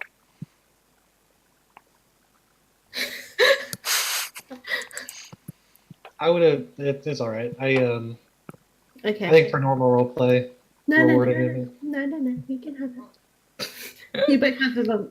Yeah, okay, fine. Jason, what you rolled? You're taking a very long time to roll a strength check. He rolled a -5 or I had something. it on split screen on my phone. I was bloody fiddling about trying to figure out how to make it full screen because you can't actually see the rolls in Fight Club with a split screen. Anyway, 17. Okay, you successfully break down this door in the Burgomaster's house. And you're in a room.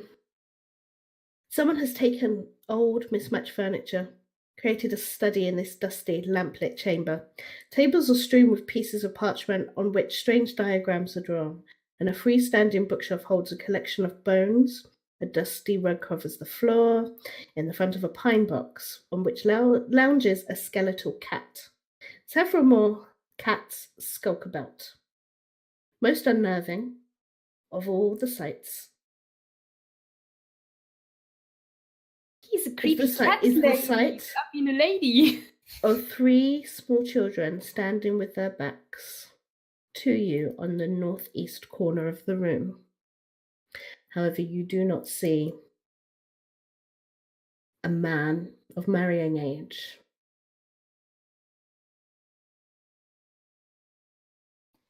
Hmm. So there's just 3 children.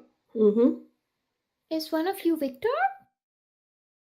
So as you, there were like skeletal cats like rubbing up against you and your legs and stuff. I said they're like, this is not creepy at all. The children standing in the corner are actually painted wooden dolls dressed in clothing that you can assume that perhaps Victor wore as a child. Mm-hmm. And they are, one of them has a dunce hat. A what? A dunce hat, you know, the pointy hat with a D, kind of like what you find in Oh. old schools. Mhm. So Like- he's a RuneScape gnome. Found- I exhale with relief. Gerhard just growls. Damn, he escaped. Do I think that the teleport spell was successful in the time that it took us to get in? So, Gideon, with your roll, you know that if you used that spell, it would have killed you, and so you would find Victor painted on the floors and walls of this room. It's not. Everyone make Okay. me a perception check. Perception. Ooh. Natural 20. And 23 combined. Woohoo! Everyone gets 10 XP. We have our first natural 20. I will. It's been only 2.5 hours. I have a dirty 20. 8. I got an 8. 15 for Gideon's Gerhard. busy mending the door that we kicked in. Okay. I see everything in this room. Voldemort. There are things. So the room is very dusty, and you see dusty footprints trying to creep their way towards the door. As well as, and everyone else, you just kind of see Hang on, arcane. No problem. Arcane pictures everywhere. There is also a trunk of interest. And yeah. I want to roughly swing my quarterstaff at where his midriff would be, at slightly above the footprints that I'm seeing. Roll to hit. Oh my god! It's a 9. It's okay. You didn't What have the to hell? place it. Hang He's a on. commoner. You get a oof, and then you see a large rise of dust as the thing. What's the thing? Cloud.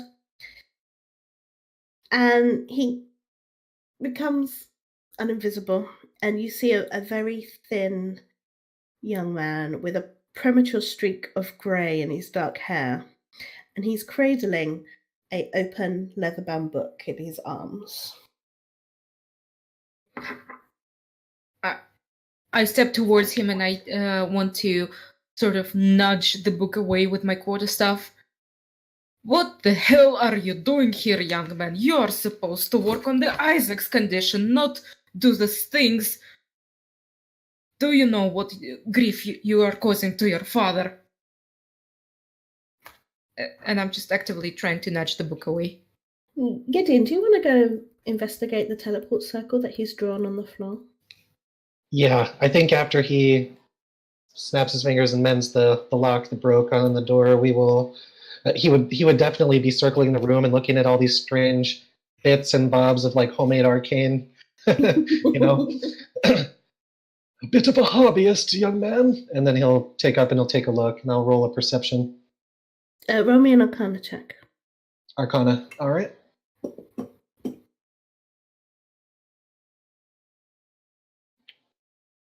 22. Excellent. So, this circle is imbued with magic, and you know not to step in it. And you get a sense that the magic is very powerful. This Victor is a very powerful mage. However, he is not educated. Very strong, but your lines are not straight. You would nest yourself across your room, and your father would miss you greatly, I'm sure. Yes, anyone who would step into the circle would take 3d10 force damage. He messed up a spell because he doesn't have a ruler. Yeah. You're very powerful, but you have no direction.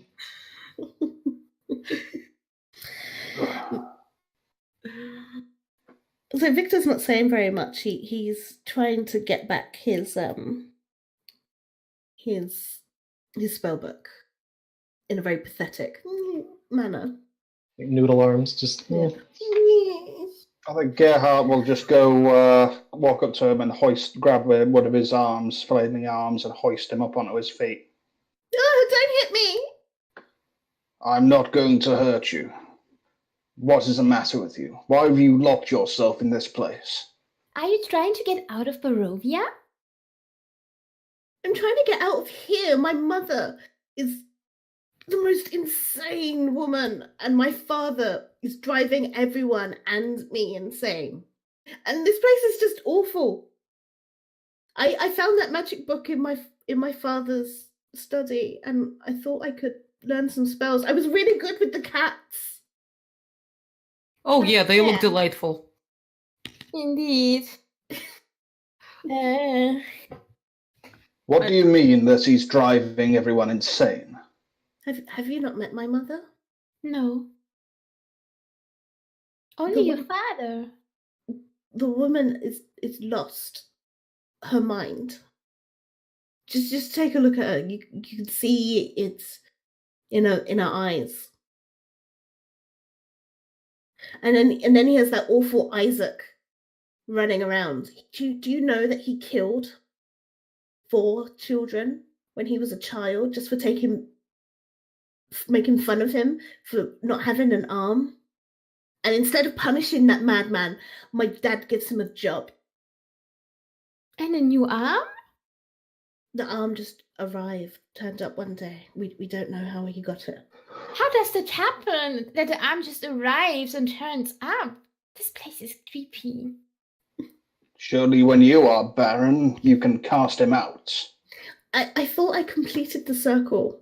Like, okay, the first time that I made my mother's lady in waiting stand in it, yeah, she died. And then the butler, he also died. But I really thought I got it right this time. So those disappearances were your doing. And you hold yourself above Isaac. Gideon was thinking the same thing, but Waldemar is standing there, hands on his hips, looking like a very scornful father, and he's staring Victor down, and he says, "And you have risked lives of people around you just because you cannot take a walk outside your house and just not return. You are a rich young man. You can live in a brothel and your father wouldn't have batted an eyelash." I wanted something more. I read in one of my father's books that there is a land where the sun shines. And it doesn't rain. And the dead don't sprout up again. I just wanted to go there. I come from just such a land. And I try to solve this problem here. And if you want, we could take you with us. I would not be too hasty in stealing the Baron's son from him. Well, we can't just take him. We have not solved the problem, right? But I mean, you could try gather information for us and just play along with your fantastic father. Fantastic father, okay? And then we collect you and take you with us. You promise? I take you with me to Waterdeep and to see Blackstuff Academy. Then you can learn how to draw really, really straight lines, okay? And maybe no one will get zapped when they knock on your door. I can be a real wizard. I would take you with me and you can be whatever you want. If Okay. your talents are enough. Okay, I'll do it. Cool. And I hold out my hand. Let's make a deal out of it. And he shakes your hand. So, Dish, what else is going on here? We need all the information we can get in order to solve this riddle. So my father tortures the people with festivals. Anyone that doesn't agrees with the festival is executed or is locked in the stocks. This morning he sent 2 children and a pregnant woman to the stocks just because they snickered at the blazing sun effigy that he has my mother building. Perhaps. Look as delightful as the dolls in the corner, and I motion towards the things. Those are my students. We were having school. Okay. And you wish to take this fellow with you? Gerhardt Well, whispers to Ella. obviously, he has something that we call, in German it's called Lagerkoller. I'm not sure what it's called in English. Cabin fever. To be fair, and I turn to Gerhard, getting out of this room will probably be better for the young man. Perhaps we can compensate this young man for his assistance. I would be willing to instruct you in the basics so that you at least are practicing magic safely henceforth. You must know that taking risks like this is not acceptable. And like for the first time he like looks at you and he sees your get up and he's like eyes light up and he kind of like wriggles out of your grip, Gerhardt, and moves to his chest where he pulls out a handmade stars and moons robe that kind of looks like yours except for poorly made. Oh, and I wonder he would probably see because he's in the drab gray, but I bet he would see the purple stars and just like peeking underneath your color. Yeah. Nice. That's So actually in the book. I didn't make that up. Gideon will nod appreciatively and he'll say, We are off to a start. he doesn't, it's just a completely neutral sentence, but Sewing is tedious. I tried to learn the mending spell. That is one of the spells I can teach you, in fact. Let me see your technique. Well, first of all, he points to his spell book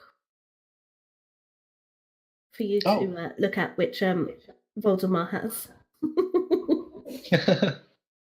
Yeah, I'll hold my hand out to Voldemort and see if he'll give it to me, and if so, I'll take a look at his notes and see what he's discovered about the mending spell. Okay, so in the spell book, you see notes and glyphs and magical words for acid, splash, animate the dead, which you can assume he's mastered, blight, cloud kill, dark vision, glyph of warding, which you can also assume he's mastered, levitate, mending, remove curse, and thunderwave. I'm assuming we can copy these spells into our. A wizard can copy these spells into their spellbook. Yes. Gerhardt's going to actually see this, and he's actually going to twitch almost and just tug his cloak over his hip, his right hip, covering the book, the musty tome that he's got chained to his belt. And he said, I would like to take a look when you are done. Gideon will nod, but he's like deep in thought, and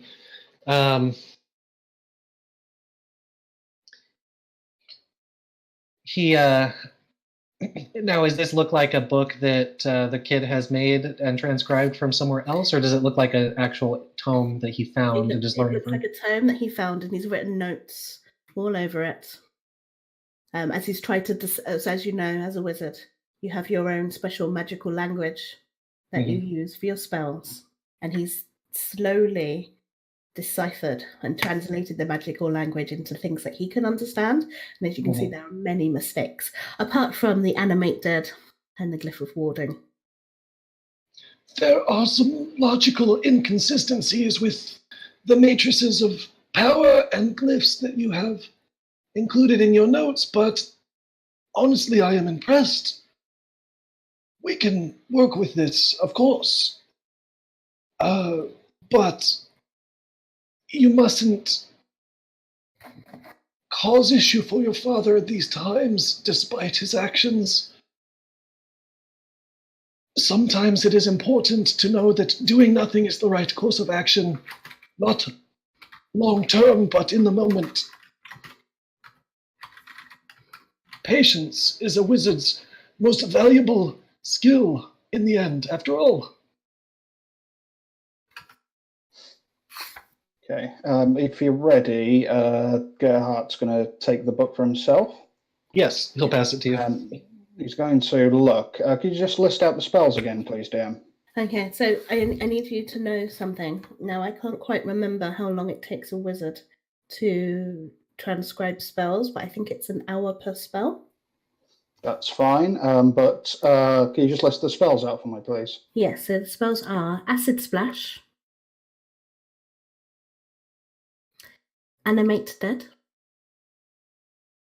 Blight.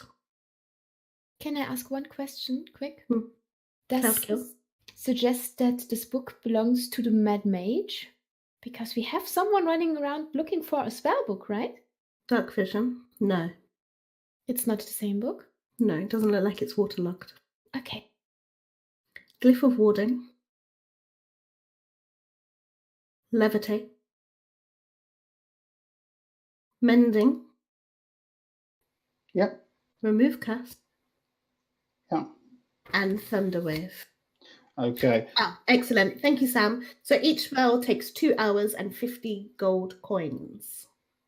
Okay, what Gerhardt's actually going to do, if possible, he's going to see, he's going to sort of turn away slightly as if he's reading it, his brow furrowed. So he's going to sort of turn away slightly, or the book slightly away from the group, and he's going to tear out 2 pages. He's going to look as if he's got a face, his face is like stone, but the gestures themselves are quite forceful, almost angry. He's going to tear out the pages with Animate Dead and Blight. I need you to roll me a sleight of hand check. And I need everyone else to roll me a perception check. It's not going to be that. It's not going to be. Okay, I need you to roll me a sleight action... of hand. Okay, I'll do it against everyone's passives then. So sleight of hand, please. So it's passive. Okay, yeah. I'd say it's not actually being concealed or anything. It's just that he's just turned away so people can't see what spells are being taken out. But he's not making any effort to conceal it. Okay, guys, you he's hear? Quite angry and just viciously ripping a couple of pages out. You hear the Burgomaster's son cry out as he rip at his book. My spell book. Gerhardt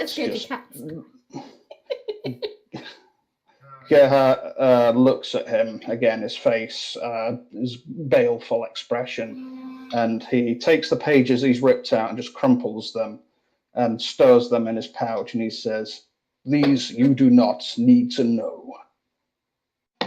And he then hands the book back to him. Okay. I hope you took the people exploding spell too. No response.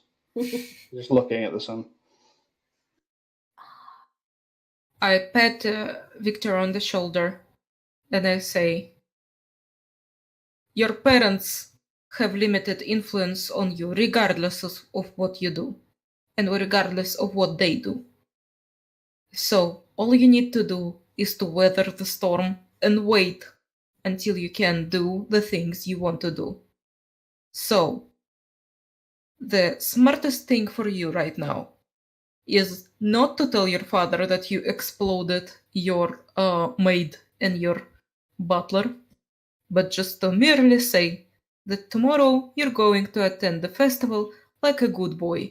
And then maybe if Gwydion will be so kind, and I look at the Gwydion, he will teach you some spells and help you with your translations. Nate, you're gone again. Hey, an excellent deal I could accept. Okay. And find yourself a girlfriend, and I pat him on the shoulder and start going down the stairs. And I say, There it is. boyfriend, whatever you like best. And then I follow Voldemort. Or maybe both. And then I leave. Alrighty. I use prestidigitation to clean up. Are they chalk markings on the floor for this? Yeah. No, not just the circle. I want to get rid of this teleportation circle that is deadly. Yeah, okay. Let's So be I'll real sweep here. away. Just a circle. I know Gwydion. This room will be superb. But the blood stain from almost dead Voldemort outside the door remains. Just a Voldemort-shaped stain. Right, guys. Next time you open a door, maybe just check it out first. Lessons from today's session. Yeah. Voldemort learned that that shit got weirder in Barovia while he was just like waiting it out in the forest. I would like to say every time now we come to a door or something, Ella is checking it out. Good. I'm glad you learned a lesson. And actually, with that, we're actually going to end today's session. It's a short- Aww. I know it's a short one this time, Mhm. but since I've changed jobs and since things are a little bit more settled, I might be persuaded to up our games for more than once a month, maybe. If you're Oh, good. that would be lovely. And I'd be up for that. Please do. Yes, my DM bribe is dice. So, guys, thank you so much for joining us for this very brief session of Castle Strahd. But we have some top secret things that we need to go do. We're back, baby. Yeah, we're back. But we have some top secret things that we need to go do. Hopefully, things that I can announce soon. And yeah. So until next time, claim your fame. Bye-bye. See you, folks. Bye.